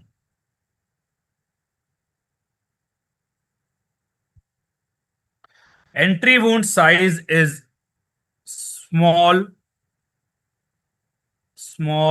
regular. Exit wound, because the bullet has got deformed, so it becomes large, irregular, like this. Edges in entry wound is inverted.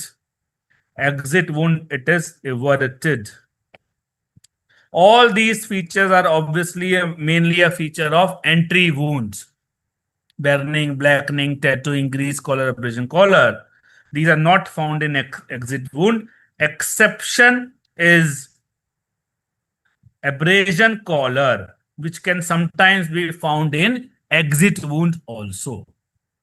So bevelling in skull is seen in entry wound in case of inner side of skull, and bevelling is seen in outer side of skull in exit wound. So easy to remember: entry, inner, exit, outer. Okay. Thermal injuries. Normal body temperature is 37 degrees Celsius or 98.6 degrees Fahrenheit. Hypothermia is below 35 degrees Celsius or below 95 degrees Fahrenheit. Severe hypothermia is below 32 degrees Celsius. Death occurs below 28 degrees Celsius. Trench foot or immersion foot, it occurs between 5 to 8 degrees Celsius. Frostbite occurs if the environmental temperature is below minus 2.5 degrees Celsius. Minimum environmental temperature to produce burn is 44 degrees Celsius. Heat stiffening occurs when the body temperature becomes very high, more than 65 degrees Celsius. And scalds occurs when due to the hot liquids above 60 degrees Celsius. Okay.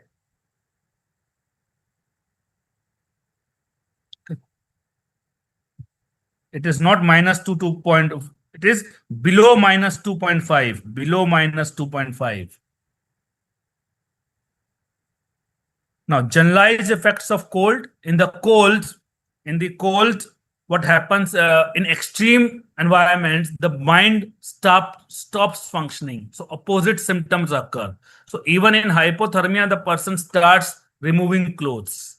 Similarly, in heat stroke, in extreme condition, the sweating stops. So opposite symptoms occur in extreme conditions. So this is called paradoxical undressing. And person hides himself behind some closed spaces. That is called terminal burrowing. Both of them you can see here. Then color becomes bright red in color of postmortem staining, and frost arrhythmia can be seen. frost are removed. Okay. Then the chilblains and frostbite, they will occur in small extremities because the blood supply is less. So neft, Neft. Frostbite also neft. Trench foot, as the name implies, it is in the foot. Ice crystals are seen in frostbite. Treatment of frostbite is gradual rewarming with warm water between 37 degrees Celsius to 39 degrees Celsius. Because if we do very rapid rewarming, it will lead to reperfusion injury. So, generalized effects of heat. First of all, we have heat cramps, which leads to heat syncope, which leads to heat exhaustion. And the last stage is heat stroke or heat hyperparexia. So in heat cramps, mainly there is leg cramps. And of course, there is hyponatremia, sweating, and pupil dilation. After that comes the heat syncope. So what is syncope? Syncope is a transient loss of consciousness. There is, what happens is there's a, all above features are seen, above features, plus some decrease in blood pressure occurs, which leads to transient fainting. So transient fainting is syncope. We all know that's the definition. Till now, the body temperature was maintained, but after that, there will be all above features plus some increase in body temperature. After that comes the most dangerous stage. There is thermoregulatory mechanism fails and body temperature becomes more than 104 degree Fahrenheit or more than 40 degree Celsius. So whenever you see this temperature, always think of heat stroke. Then there is absence of sweating. From your FMT, you easily get 12 to 13 MCQs, which is a great, huge number, which makes all the differences. Then dry heat is produced by flame burns, hot metals. Moist heat is produced by scalds, hot liquids, more than 60 degrees Celsius, and chemicals are by corrosives. So corrosives are the most deep burns. Moist heat are usually superficial, and dry heat can be both superficial as well as deep. Now, because chemical burns are deep, they destroy the skin.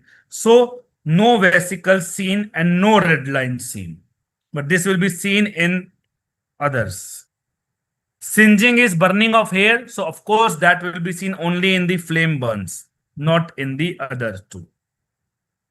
Okay. Then, whenever heat will have effect everywhere, whole scalp will get burned. So whenever whole scalp is getting burned, that is heat hematoma. Only on one side is traumatic EDH.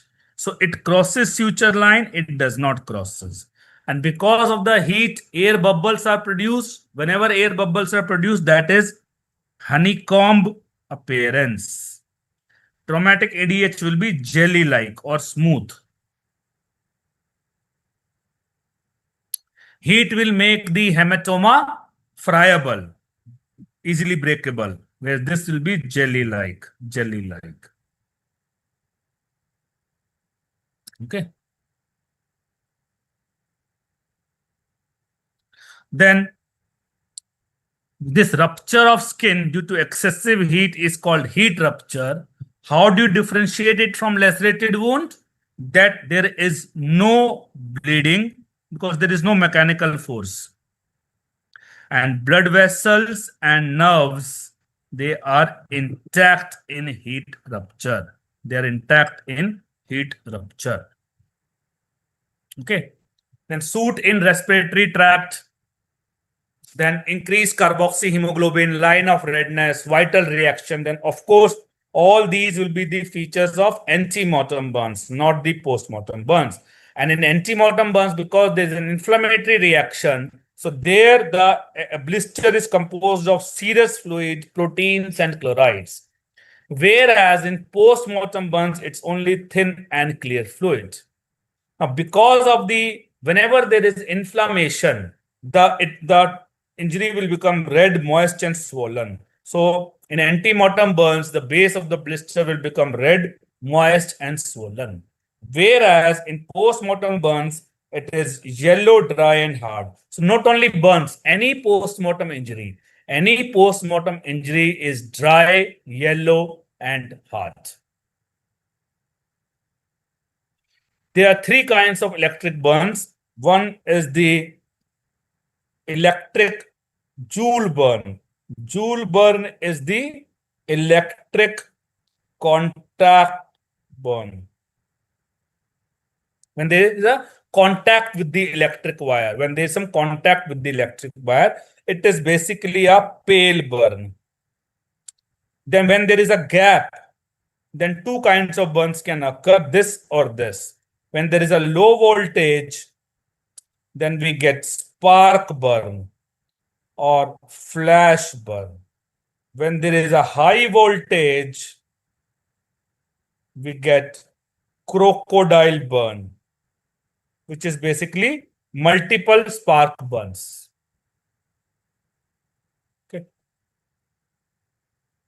Then lightning injuries. These are the special features of the lightning injuries, also called arborescent markings or Lichtenberg flowers or filigree burns.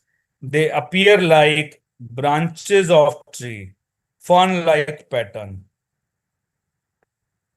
It occurs within 1 hour of lightning. If it is alive, this disappears in 48 hours. If dead, it does not disappear.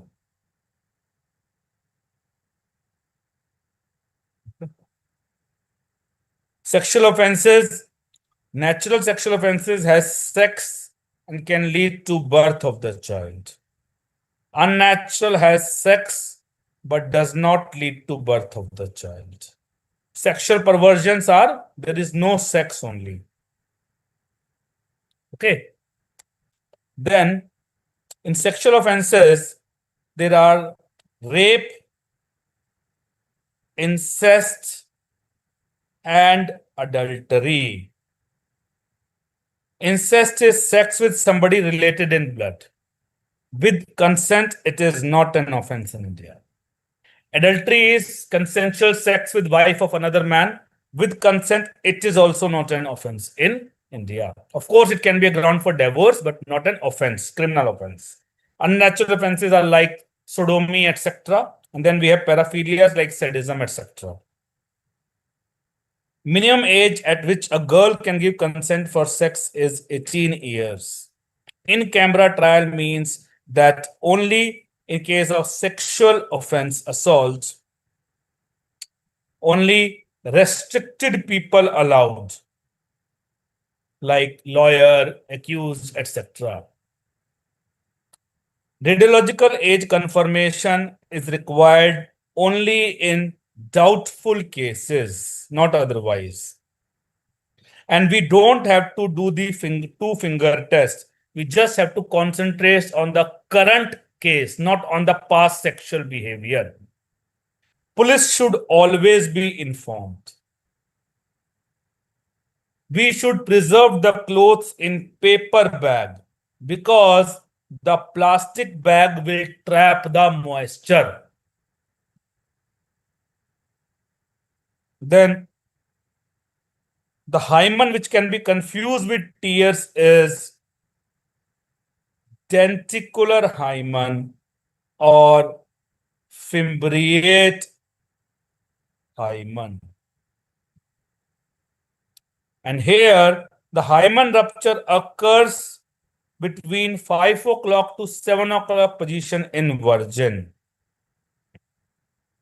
Then after childbirth, the hymen gets completely destroyed. That is called carunculae myrtiformis. Carunculae myrtiformis. Okay. Then in false virgin, the hymen does not break despite sex. Why? Because there is a large opening. Hymen is thick, fleshy, and this rod, which is used to see hymen, is called glacier keen rod. Then to see the micro injuries, we use toluidine dye. Then a smegma is present on glans penis that implies no sex in 24 hours. A smegma is absent that indicates either sex in past 24 hours or cleaning of private parts have been done in past 24 hours. Stains used to detect vaginal epithelial cells on penis are Pap stain and Lugol's iodine.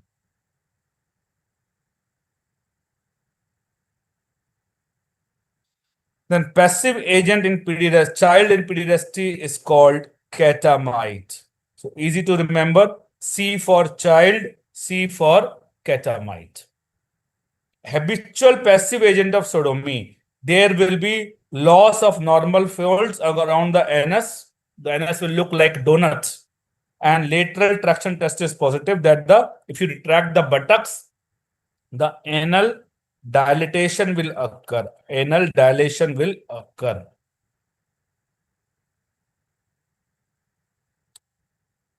Then lesbianism, female homosexuality, butch or dyke is the term used for active partner or masculine female. So easy to remember. Butch is like butcher. Butcher is masculine. Dyke is dick. So that is masculine. Femme is passive partner. Buccal coitus is oral sex. So O everywhere. O here. O in coitus. O in Gomorrah. O in coitus. Okay. Fellatio is oral stimulation of penis. Cunnilingus is oral stimulation of vagina. How do you remember? G in cunnilingus, G in vagina. Bestiality is sex with animals. So bestiality means beast. So beast is animal. Okay. Then infliction of pain, that is sadism. So sadism is sender of pain. You remember like this. Sadism is sender of pain. Opposite of sadism is masochism. Eating of dead bodies, necrophagia. Sex with dead bodies, necrophilia. Watching people, war for watching, war for voyeurism. War for watching, war for voyeurism, also called peeping Tom. Then rubbing genitals against another person in crowded places. This is voyeurism. So double T together, that is crowded. Double T together, that is crowded. Then exhibitionism. E for exhibitionism, E for exposure. E for exhibitionism, E for exposure.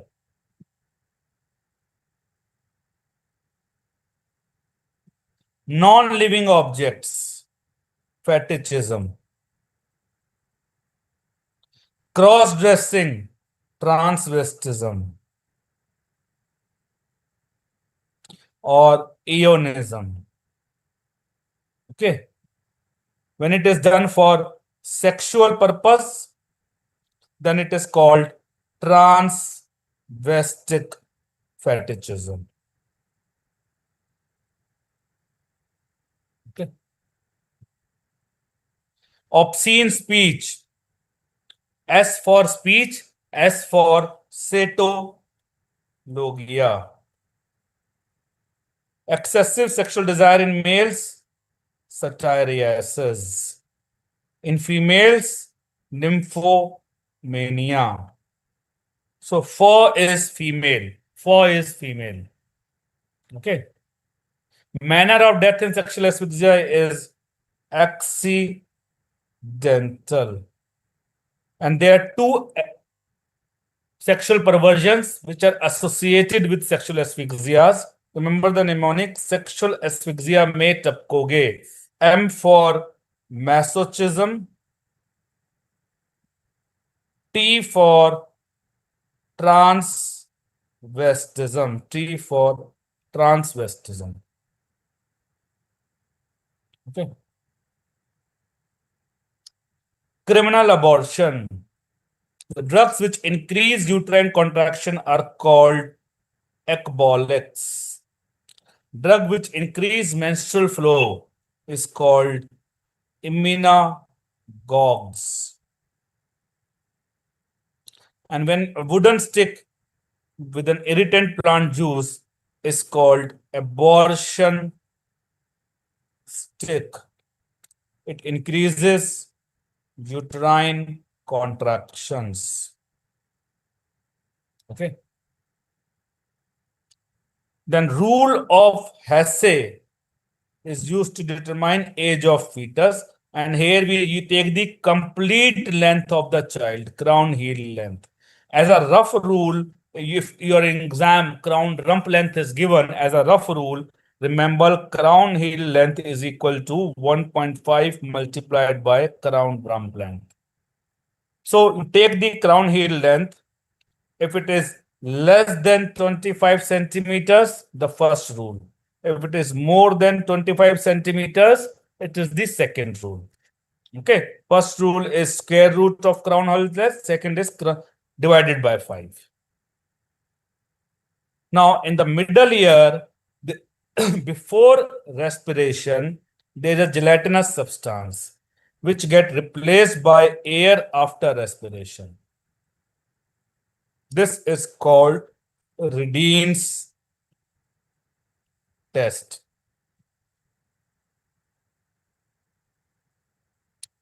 Then Fodder's test or static test is weight of both the lungs changes from 35 to 70 grams.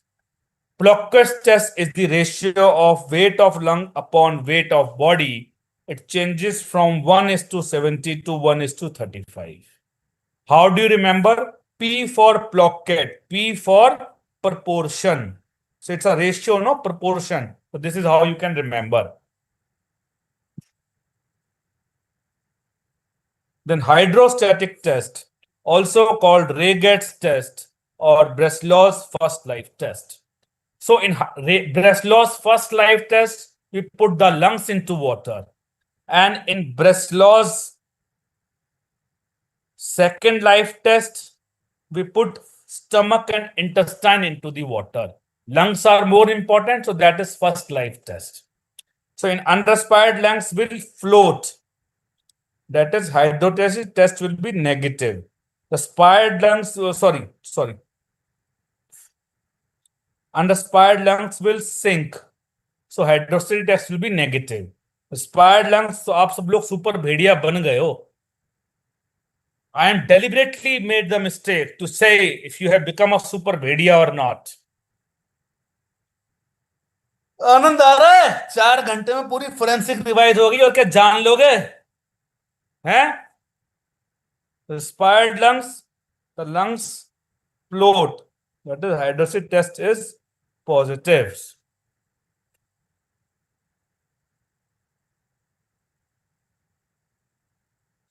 False positive hydrostatic test is seen in artificial respiration and putrefaction. False negative is seen in edema, pneumonia, etc., because the lungs will sink even after respiration. Signs of dead bone. So most commonly there is a maceration, which is aseptic autolysis because uterus is a sterile environment. Most common. Earliest sign of maceration here is skin slippage. And then there is a gas in great vessels called Robert's sign. Robert's sign is the earliest radiological sign. Then overlapping of skull bones is called Spalding sign, and it occurs in about 7 days. How do you remember? S skull, S Spalding, S for 7. Mummification will occur if there is scanty liquor amni. Putrefaction will occur if the membranes rupture. Adipose seed does not occur in dead bone. Okay.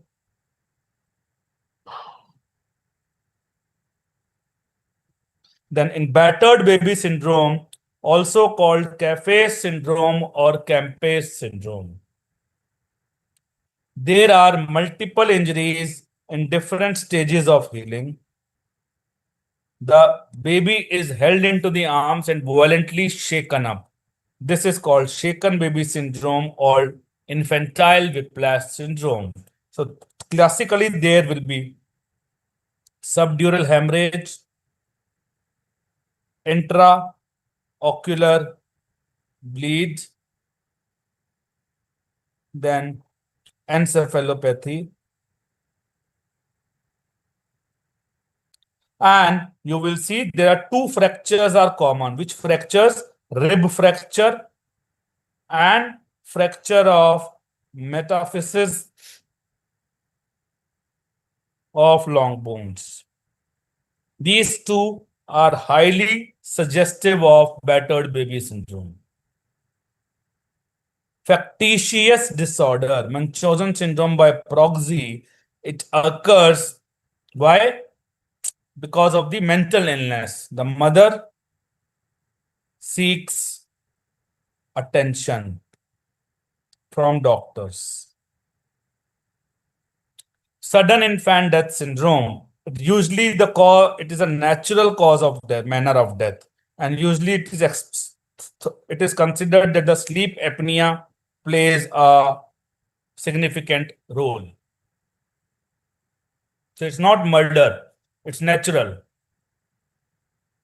Superfecundation versus superfetation. In both the cases, 2 babies are born because of 2 different acts of sex.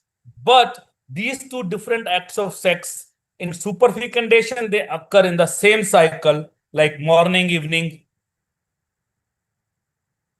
But in superfetation, they occur in different cycles, like this month, next month. So how do you remember 2 different cycles? How do you remember? Superfetation has 2 T's. So 2 T's means 2 different cycles. So in superfecundation, the development of both the babies will be same. In superfetation, it will be different. Okay. Supposititious, fictitious, both have TS. Here the fake child is produced as the higher of property. Fictional child means which is totally imaginary. Child does not exist in reality. Posthumous, post means afterwards, born after the death of parent.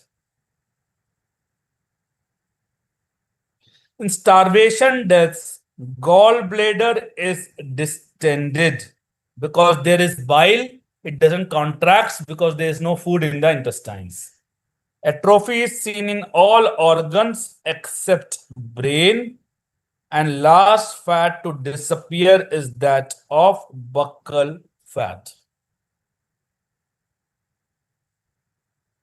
Impotency. Vaginus is painful contraction of vagina. So that is female impotency. Impotency only to a particular woman is called quad hank. Frigidity. Fridge is cold. Fridge is cold. So frigidity is like a cold female. Cold female. Lack of sexual desire in female. Lokia, remember? Republic of South Africa, RSA. Republic of South Africa.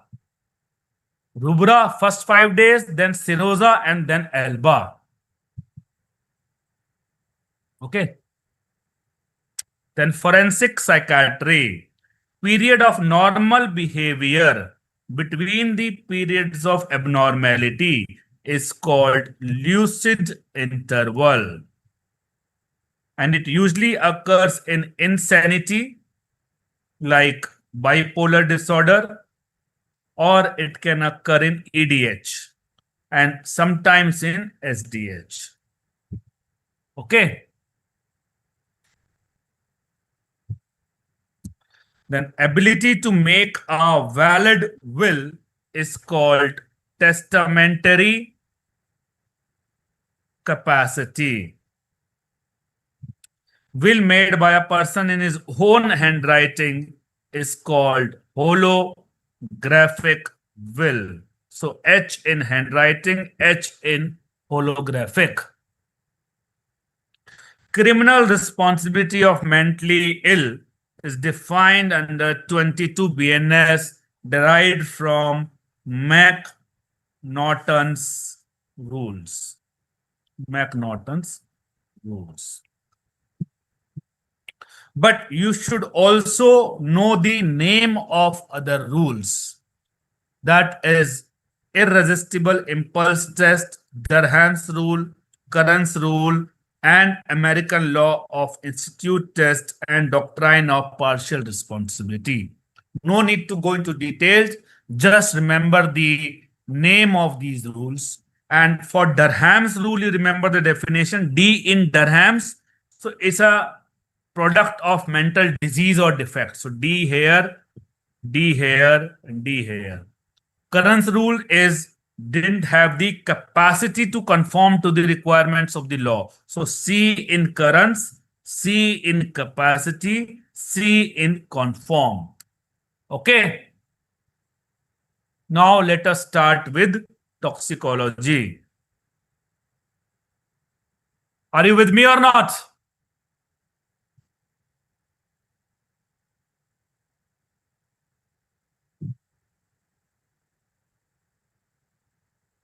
You want 5 minutes break? तो बिल्कुल छोटा देंगे. It's 12:43 and I will start sharp at 12:50. ठीक है, चलो ऐश करो.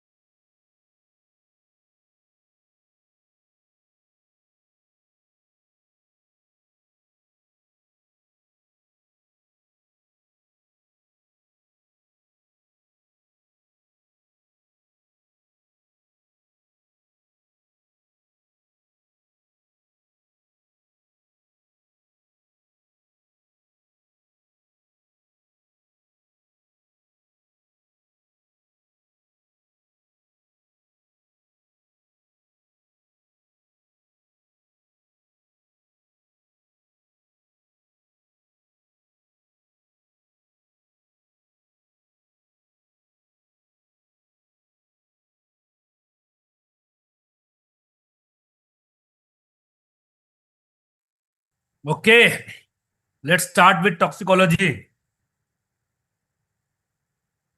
So, poisons which delay putrefaction. Remember the mnemonic jackass, zinc, antimony, carbolic acid, arsenic, and strychnine. Then, high anion gap metabolic acidosis. The mnemonic is mud piles. The main poisons causing high anion gap metabolic is all alcohols, carbon monoxide, cyanide, iron, isoniazid. Okay. Then usual color is purplish red of post-mortem staining. Then in carbon monoxide, cyanide, and coal, the color becomes cherry red or bright red or bright pink. They are all same colors. How do you remember? C, C, C, and here also C. Okay. But for cherry red, the best choice is always carbon monoxide. Phosphorus or copper is phosphorus or copper is brown or yellow. And drug causing methemoglobinemia, which is mainly caused by drug like nitrites, dapsone, etc. It is dark chocolate brown.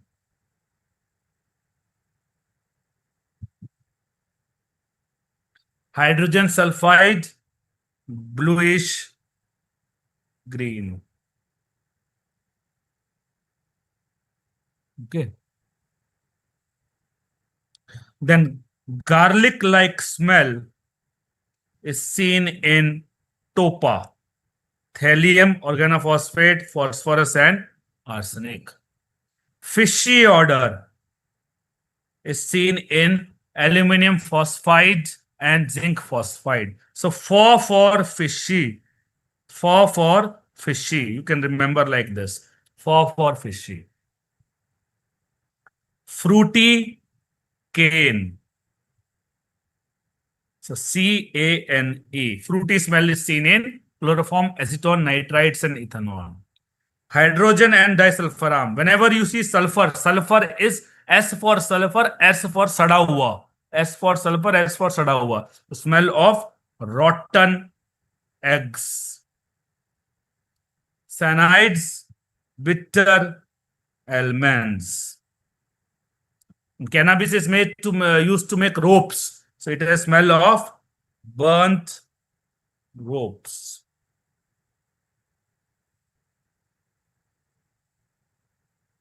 Management of poisoning. First is airway, breathing, and circulation.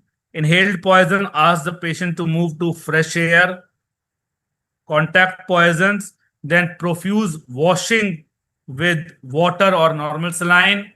For ingested poison, emesis is usually to be avoided. But if you do, you can do it with the help of ipecac. Then we have gastric lavage and activated charcoal. Gastric lavage and activated charcoal are useful only if the patient comes early, within 1 to 2 hours. After that, not much helpful. So because gastric lavage and activated charcoal can be done in maximum conditions, so there we will remember only the contraindications. Contraindication of gastric lavage is all that sounds with ka, ka. Ka for corrosive, ka for convulsive, ka for comatose, ka for kerosene, and other hydrocarbons. So all corrosives except carbolic acid. Because carbolic acid makes the stomach wall hard and leathery. So there is no risk of perforation. So in carbolic acid, we can do the gastric lavage. Okay. Then activated charcoal can be of two types, single dose and multi-dose. If nothing is given in the exam, always think it is talking about single dose activated charcoal. Because mostly we give single dose. Multi-dose is given only in few conditions. So single dose, we will remember the contraindications, and multi-dose, we will remember the indications. Single dose is not to be used in Mohawk. Please remember Mohawk. Metals, organophosphates, hydrocarbons, alcohol, carbamates, and cyanides, etc. Multi-dose activated charcoal is used for those poisons which undergo significant enterohepatic circulation. Enterohepatic circulation. Okay. So remember the mnemonic. It is these people drink charcoal quickly. These people drink charcoal quickly. Okay. Universal antidote. Remember the mnemonic ATM 211. Universal ATM is universal. Activated charcoal 2 parts, tannic acid 1 part, magnesium oxide 1 part.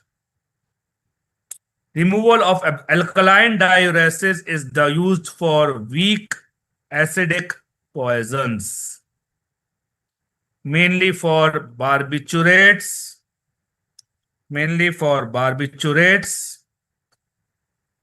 and salicylates. Hemodialysis is used in heavy blast, BLAST. Charcoal hemoperfusion is used in BST, barbiturates, salicylates, theophylline. Okay. Now, the main treatment for both methyl alcohol and ethylene glycol is either you give fomepizole or ethanol. This is the main treatment.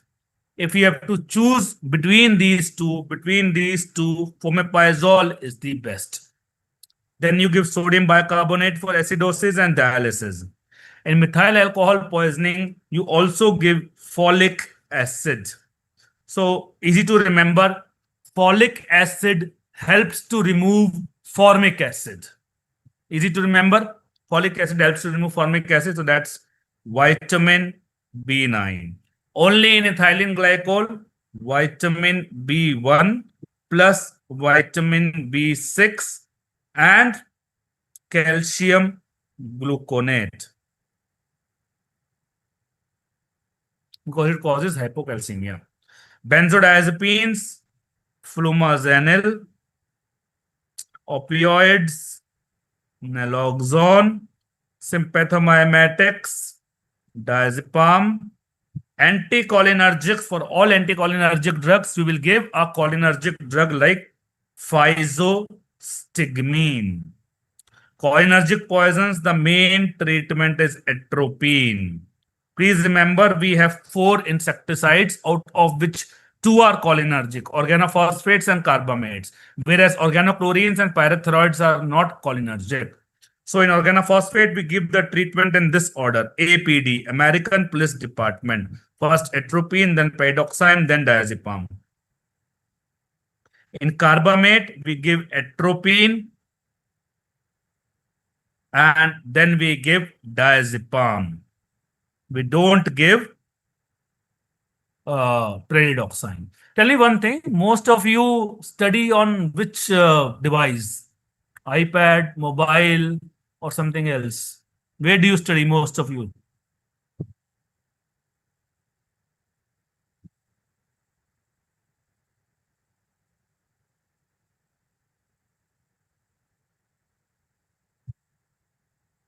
Mobile और मोदी जी का दिया है sir छोटा सा organochlorines. So for mobile, does it, the screen, are you able to see it properly or not? So that's the reason I was thinking of, I increase the font size. So is this font size fine for mobile? Is this font size fine for mobile?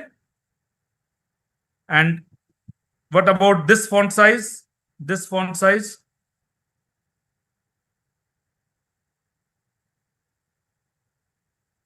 ठीक है. An organochlorine. अरे क्या हो गया, थोड़ा सा BC कर लिया तो इतने टाइम के बाद पूछ रहे हो आप?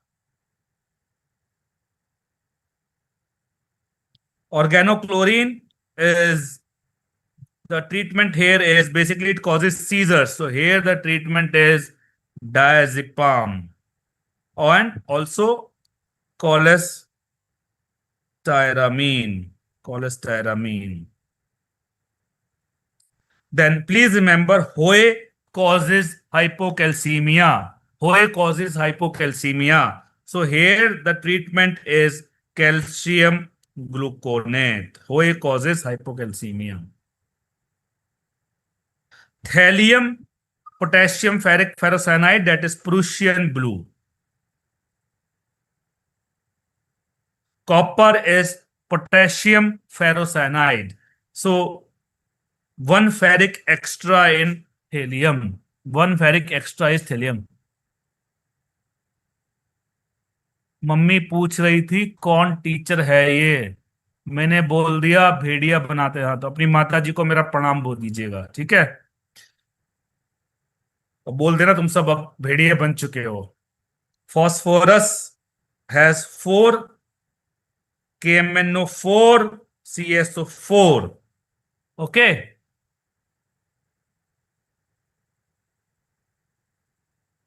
Snake has treatment is anti-snake venom. Scorpion, the treatment is prazosin. Carbon monoxide, we give 100% oxygen. It displaces carbon monoxide. Aluminum phosphide and zinc phosphide, we give magnesium sulfate. It is cardioprotective. And M for methemoglobinemia, M for methylene blue. Easy to remember. Cyanide, please remember the best treatment is hydroxycobalamin. And then next three, amyloid nitrite, sodium nitrite, and sodium thiosulfate. These are the components of traditional Eli Lilly cyanide kit.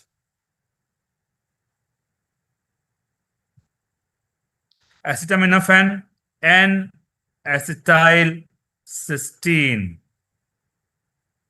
Oral anticoagulants, vitamin K1, digoxin, digitalis purpura, oleander. All of them have cardiac glycosides and have same treatment like that of digitalis. So we give atropine for bradycardia, lignocaine for arrhythmias, and digibind antibodies.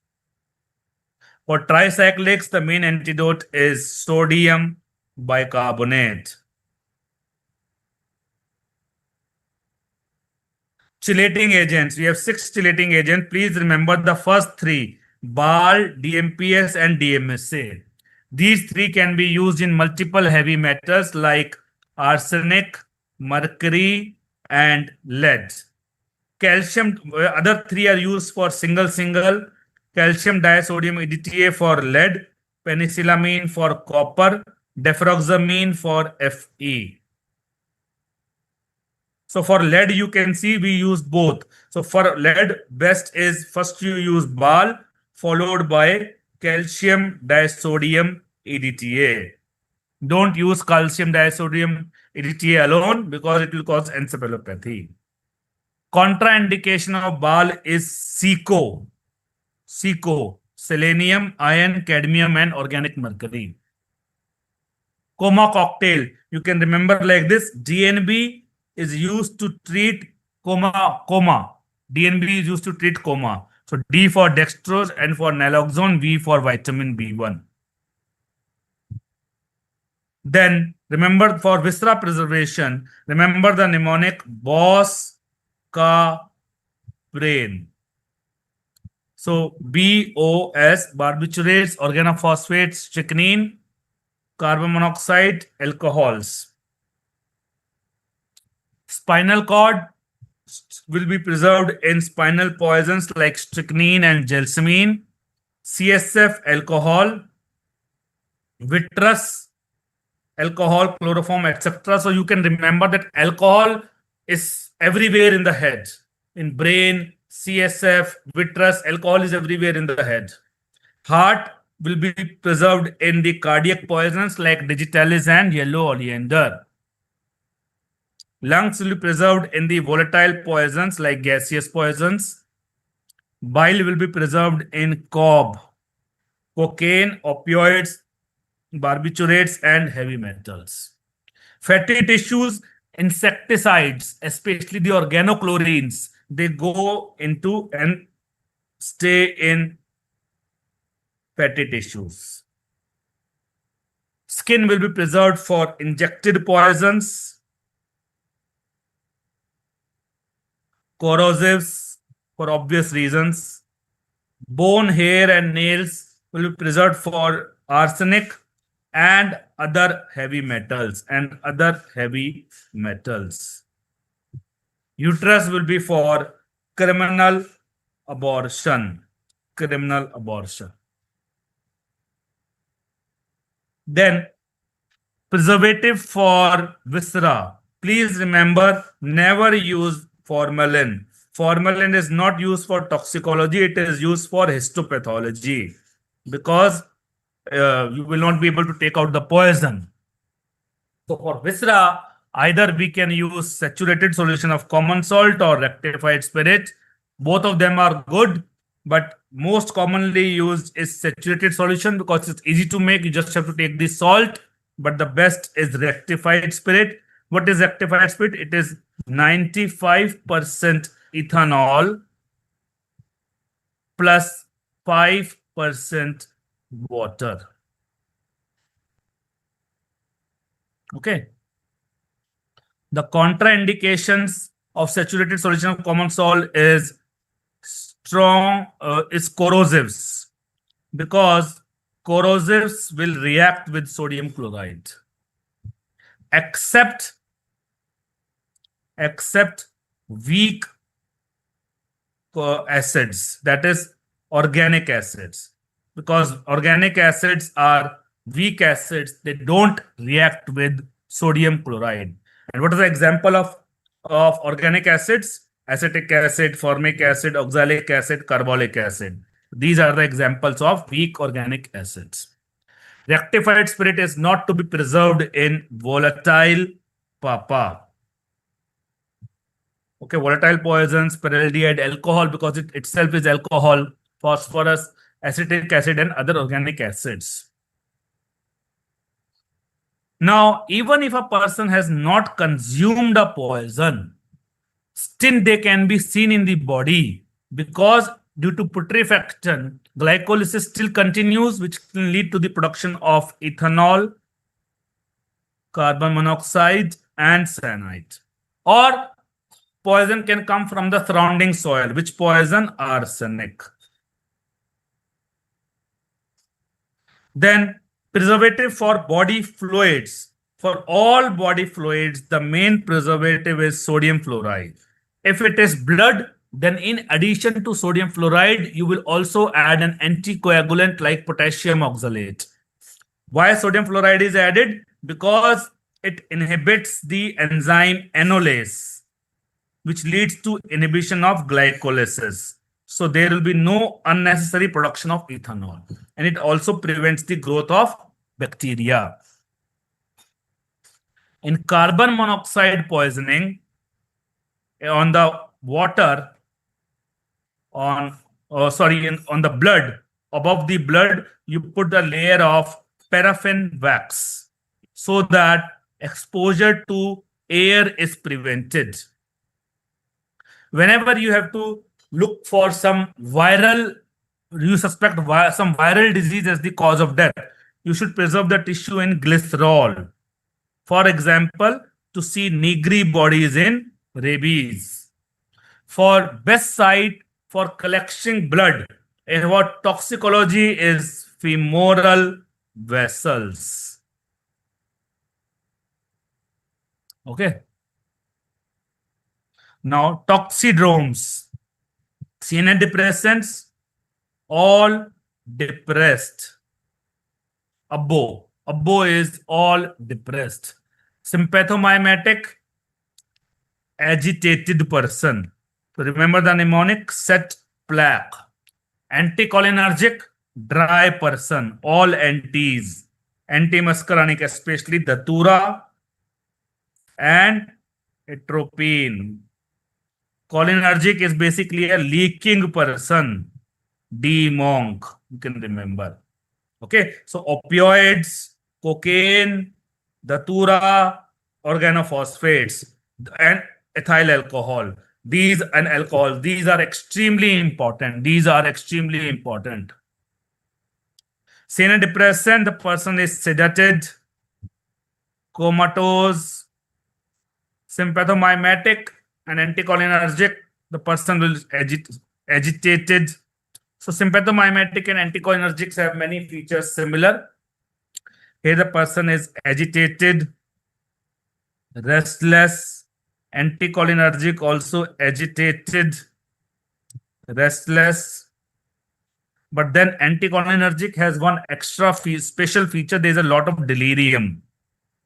Cholinergic, not non-specific mental changes. Seizures will not occur in CNS depressants because they are used to treat seizures. In other three, it can occur. Both the C's, C for CNS depression and C for cholinergic. In both the C's, there is decrease in vitals, decrease in pupil size. In other two, there is increase. Whenever in your exam you see respiratory rate below 10, always think of opioid poisoning. Okay.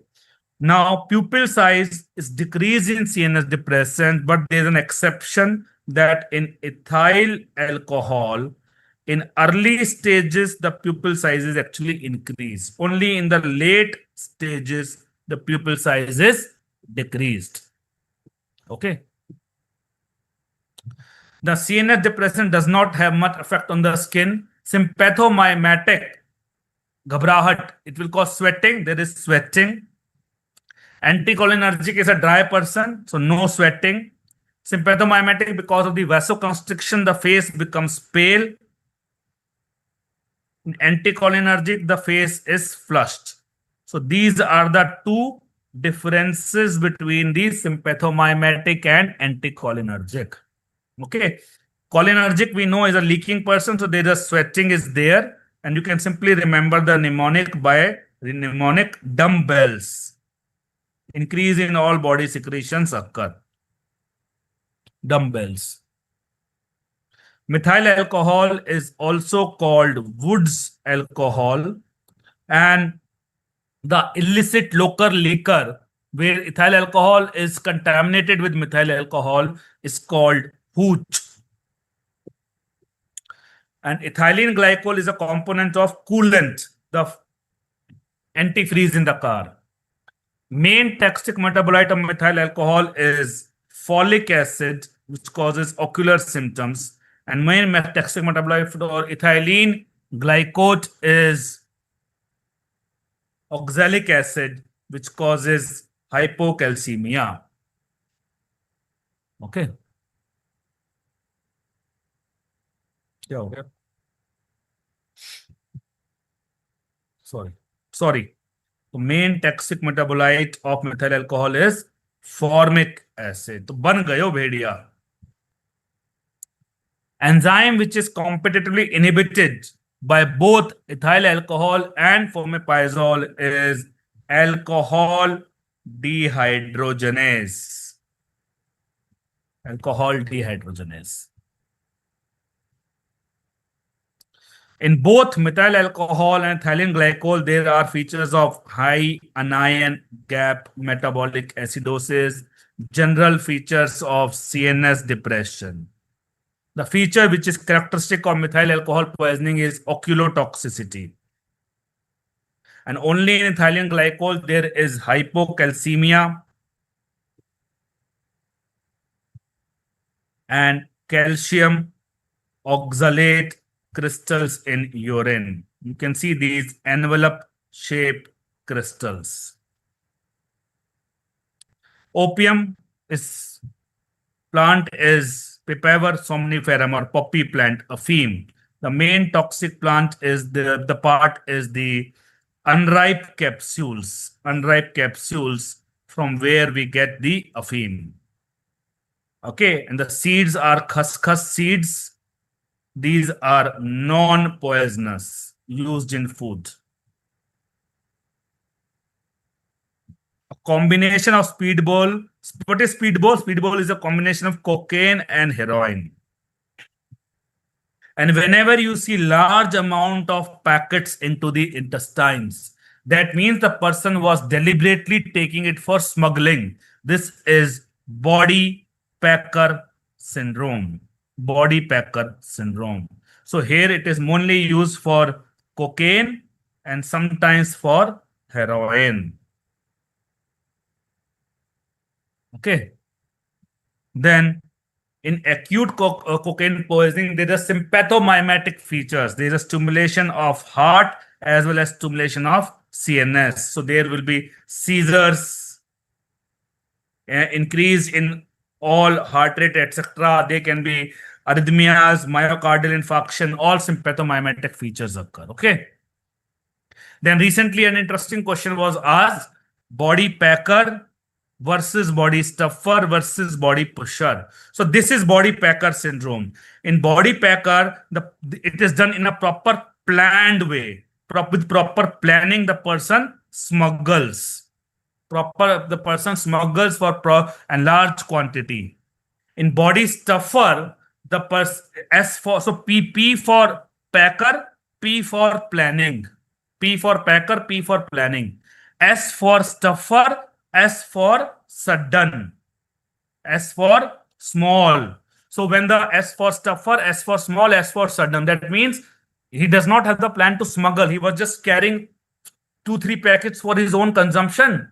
Suddenly he saw police, he took it and he ate it so that he cannot be get caught. That is called body stuffer. He was not planning. He was just keeping it in maje karenge. Then he saw the police wala, he took it and he ate it. Okay, body pusher. Pusher is like pushing inside the body cavities, like in rectum or vagina. Pushing into the body cavities, like into the rectum or vagina.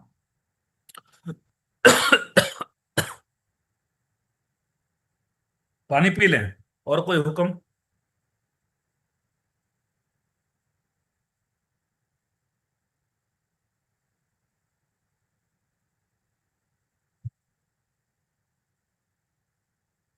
Chronic cocaine poisoning, there is black teeth, black tongue. Whereas black teeth and chalky white teeth, they are seen in sulfuric acid poisoning. Then there is insects are crawling under the skin. अभी मेरे कुछ दिन पहले आई took this कोई और भी marathon लिया था मैंने, तो यू वर देयर ऑल्सो? तुम लोग वहां भी थे क्या?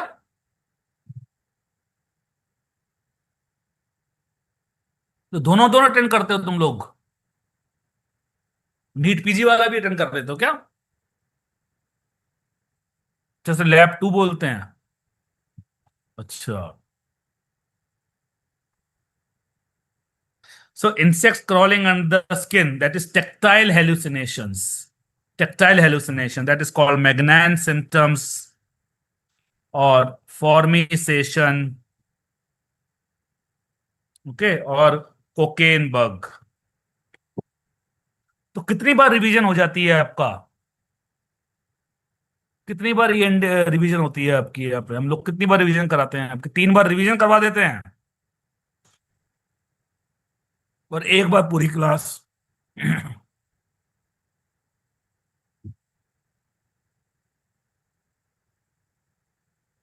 तो दिमाग में घुस जाना चाहिए, डीएनए में घुस जाना चाहिए फिर तो। Total 3 bar, 1 class 2 revision, 1 class 2 revision.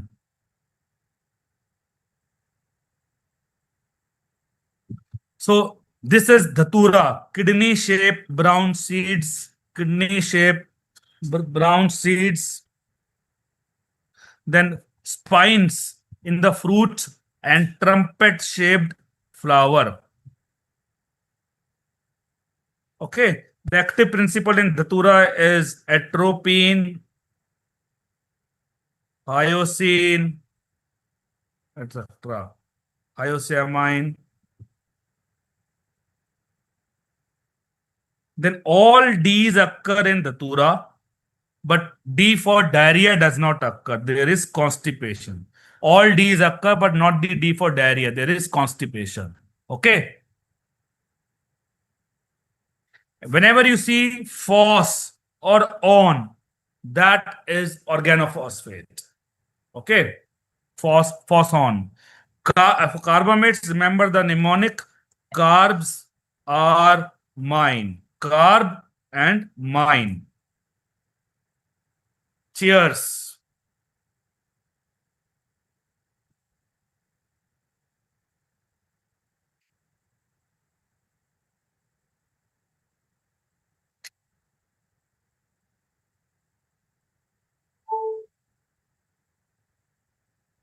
When organochlorine, something which ends with Ne or In. Pyrethyroids, there is thrin.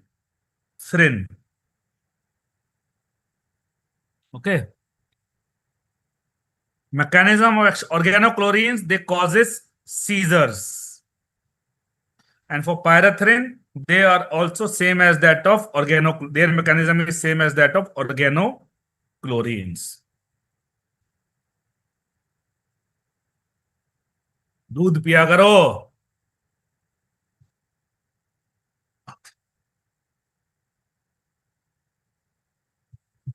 English version will come very soon.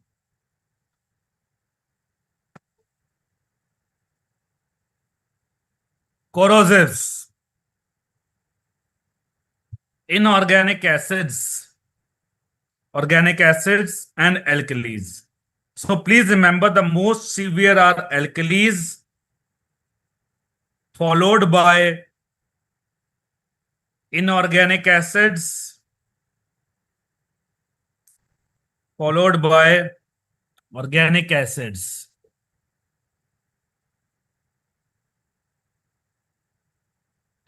And these basically have alkalis and inorganic acids have local effect. Organic acid gets absorbed. They have both local and systemic effect.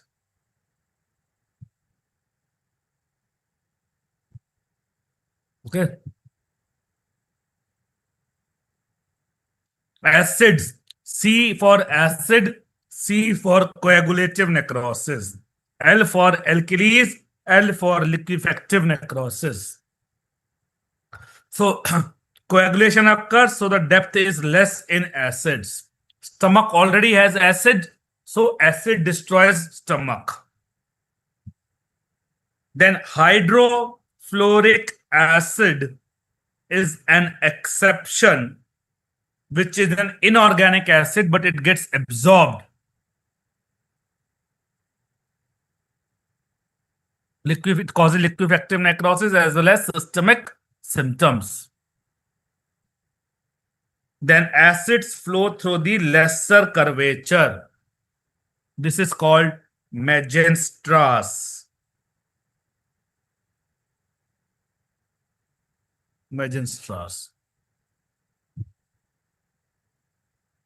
Boric acid, BO for boric acid, BO for boiled lobster-like appearance. Easy to remember.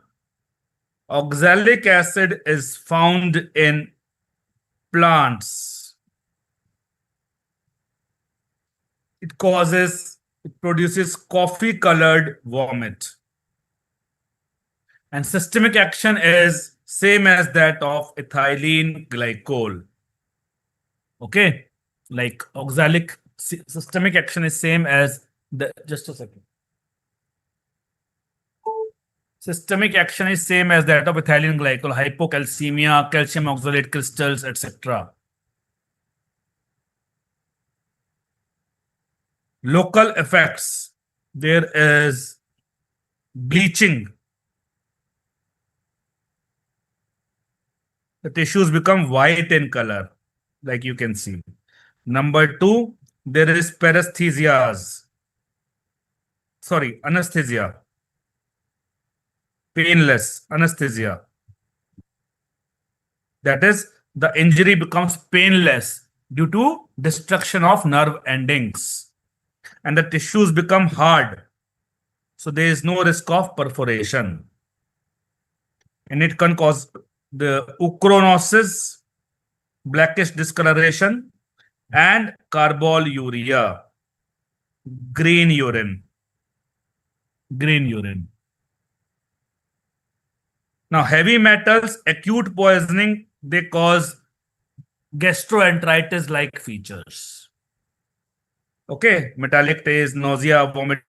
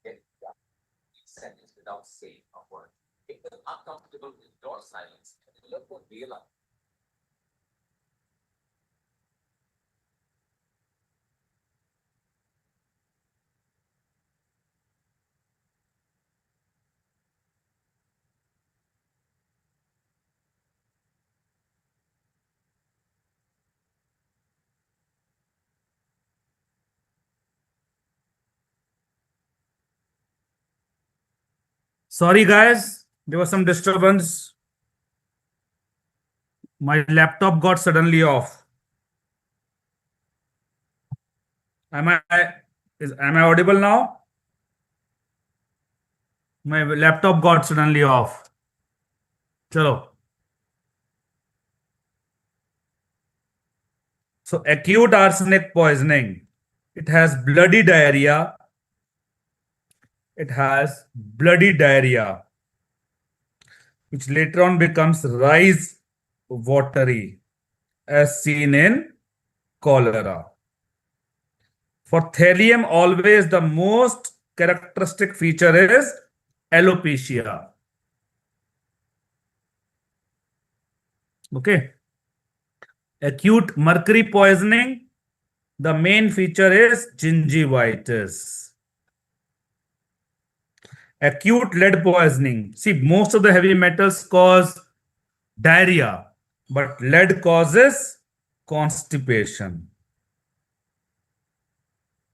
Copper poisoning produces large amount of blue vomit and hemolysis.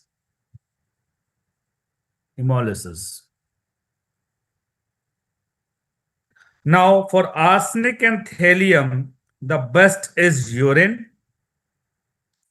and for lead, it is the blood. Arsenic is found less in brain and blood, double B. And highest concentration is in liver, followed by kidneys. And is found for prolonged period in keratinized tissues like bone, hair, nail, skin, etc. Then chronic arsenic poisoning characteristic feature is peripheral neuropathy. Peripheral neuropathy is also seen in actually arsenic, thallium, mercury, and lead. The first three mainly causes sensory neuropathy and less of motor. Lead causes more of motor, less of sensory. Then there is hyperkeratosis of palm and soles. And then there is rain drop pigmentation. Then Aldrich Mees lines. It is seen in arsenic and thallium. Then alopecia. Remember the mnemonic hair on mat. So alopecia is seen in mercury, arsenic, and thallium. But it's most characteristic of thallium. Blackfoot disease, there is a kind of peripheral vascular disease. In stomach, there will be red, velvety appearance due to microhemorrhages. Then please remember, thallium and arsenic have 90% features similar, but thallium have much more alopecia as compared to arsenic, and arsenic have much more skin symptoms as compared to thallium. So this is how you can remember. Then whenever you see tremors, that is mercury. So tremors or shakes, they all mean same. Tremor, shaking. And then there is gingivitis. Blue line on gums is typically a feature of lead poisoning, but also seen in MCI, mercury, copper, and iron. Okay. Then erodism is the various neuropsychiatric problems which occur in mercury poisoning. Personality changes. Mercurial lentis, the lentis means deposition of mercury vapors on the anterior lens capsule. Bilateral. Is membranous glomerulonephritis, and colitis occurs which resembles diphtheric colitis. Okay. Then there is acrodynia or pink disease. The limbs become pink, puffy, painful. It's like an hypersensitivity reaction to mercury in children. Minimata disease occurs due to methyl mercury or organic mercury. In organic mercury, the main features are neurological, okay, like ataxia. Okay. Then lead poisoning, A for anemia with basophilic stippling. Anemia is microcytic and hypochromic. Then inside the RBCs, you see bluish granules, which is called basophilic stippling. And these are composed of ribosome aggregates. Okay. Then in toxicology, you can easily expect 4 or 5 questions. So toxicology means both the overdose of drug plus poisons. Both combined, you can easily get around 5 questions. So lead inhibits ALAD. Easy to remember. Lead inhibits ALAD. Then also inhibits copropheronogen and ferrochelatase. Then B for Burton's line and bone line. So this is Burton line and this is bone line. Lead gets deposited. Then C for colic and constipation. D for drops, foot drop and wrist drop. That is lead palsy. E for encephalopathy.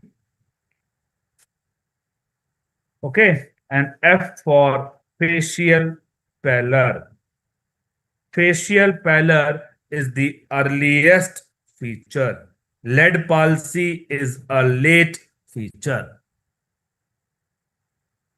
Then blue color, whenever you see, that is copper. Blue vitriol is CuSO4. Oil of vitriol is sulfuric acid. Okay. Now, mainly copper gets deposited into brain, liver, and eyes.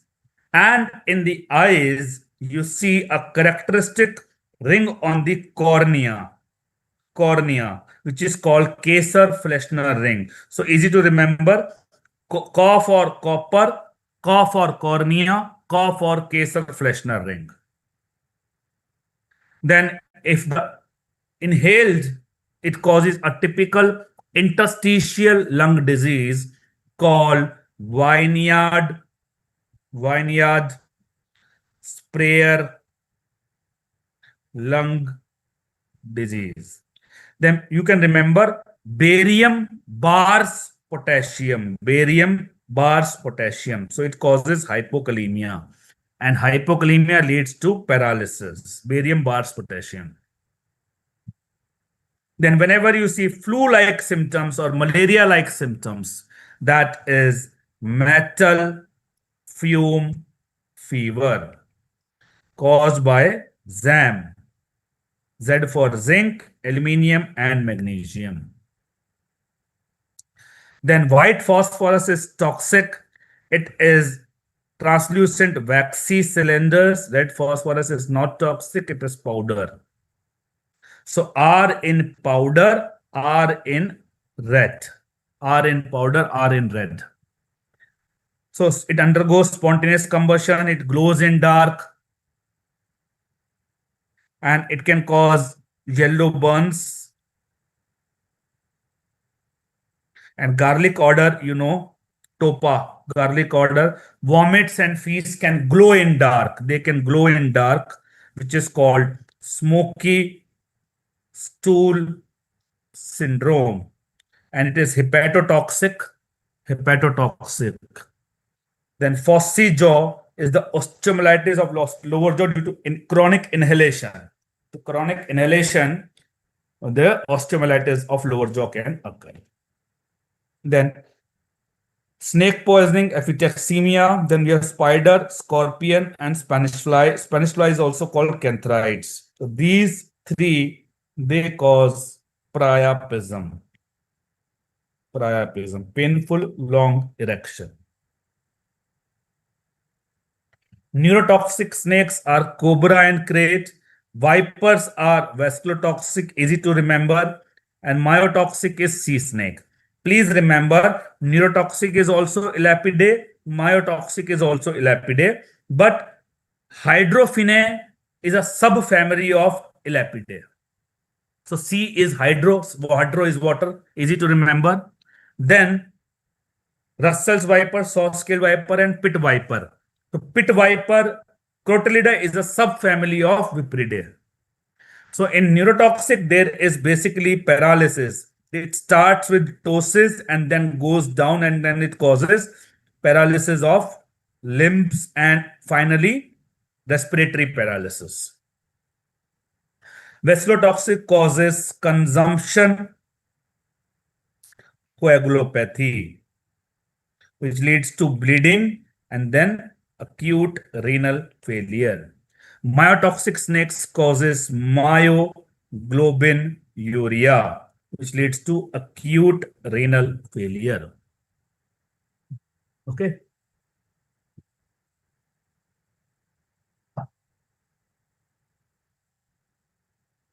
Russell viper is rascal. Russell is rascal, so it causes features of both vasculotoxic and neurotoxic snakes. Now, poisonous snakes which have minimal local symptoms are exceptionally crate and sea snake. Most useful bedside test for vasculotoxic is 20-minute whole blood clotting test because it's easy to do. Then RIB is to be done. Reassure, immobilize, keep the limb below the heart level. Pressure immobilization is light pressure. Light pressure you can give in neurotoxic, but don't even give light pressure in vasculotoxic because they will cause local necrosis. Okay, and these are never to be done. Tight pressure, incisions, etc. Even cleaning with soap and water does not have much role. Anti-snake venom is the main treatment. It contains antivenom against the big four. What are the big four? Cobra, crate, Russell's viper, and saw-scaled viper. So mainly it contains again these four, but is partially effective against pit viper also due to cross antibody formation. Neostigmine is especially with atropine we give to prevent bradycardia. It is given for cobra. Crate, it is not much helpful because crate poison is mostly presynaptic. Ventilatory support we give for cobra and crate, respiratory paralysis. Dialysis we give for vipers as well as myotoxic because both of them can cause acute renal failure. Blood transfusion we give for vipers. Now remember the mnemonic BLP. Belly scales are large in poisonous snakes. After that, it becomes opposite. Okay, large, small, small, large. So after that, it will become opposite. Remember BLP. Okay. Then the poisonous snakes has two fangs. Non-poisonous does not have fangs. Then whenever you had cobra, cobra means covered with hood. Cobra for cover. covered with hood. Cobra means covered with hood. This is hood. Cobra is covered with hood. Okay. And kings don't wear spectacles. So king cobra is without spectacle mark. Kings don't wear spectacles. Crate band, banded crate. Remember the word banded crate.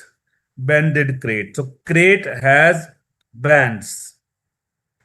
Okay. Russell Viper. Russell's Viper has three S. One, two, three. It has three S. So 3S means triangular.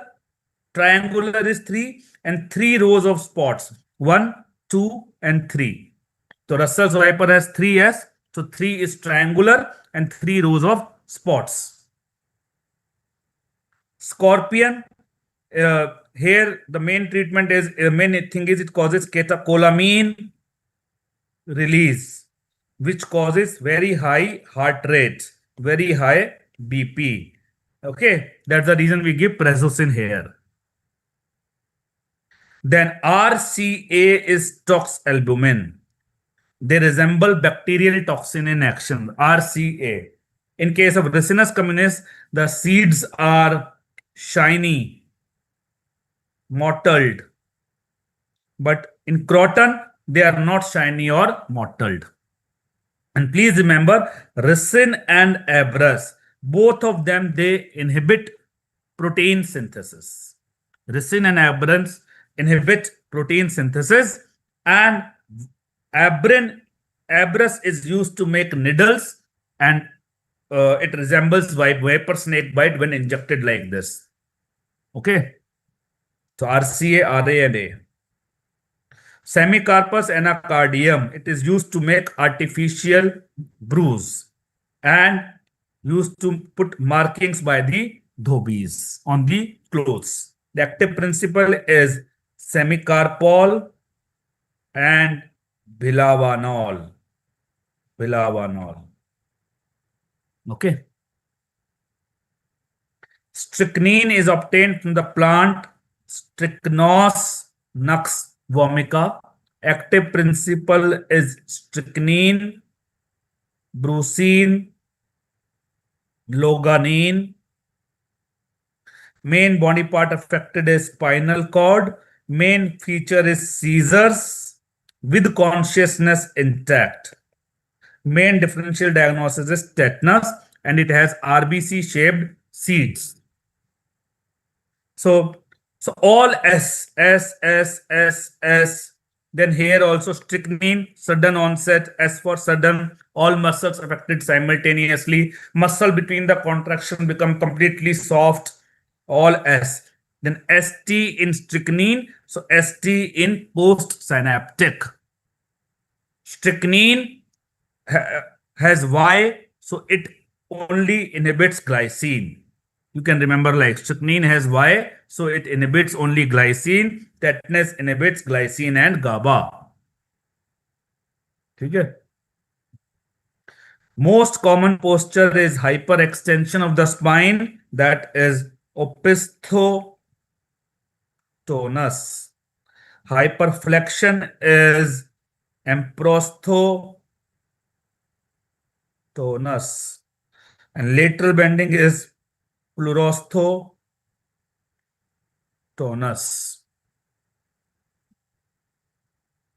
Then ghank is cardiac poisons. Glycosides, HCN, aconite, nicotiana, tobacco, and quinine. And please remember, three plants, digitalis, oleander, and Cerbera odolum. Digitalis, oleander, and Cerbera odolum. These are cardiac glycosides. So they have same mechanism as that of digoxin. They inhibit sodium, potassium, ATPase, which leads to hyperkalemia.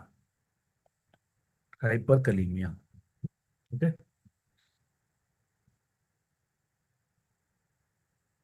Look, see. Okay, the ghank.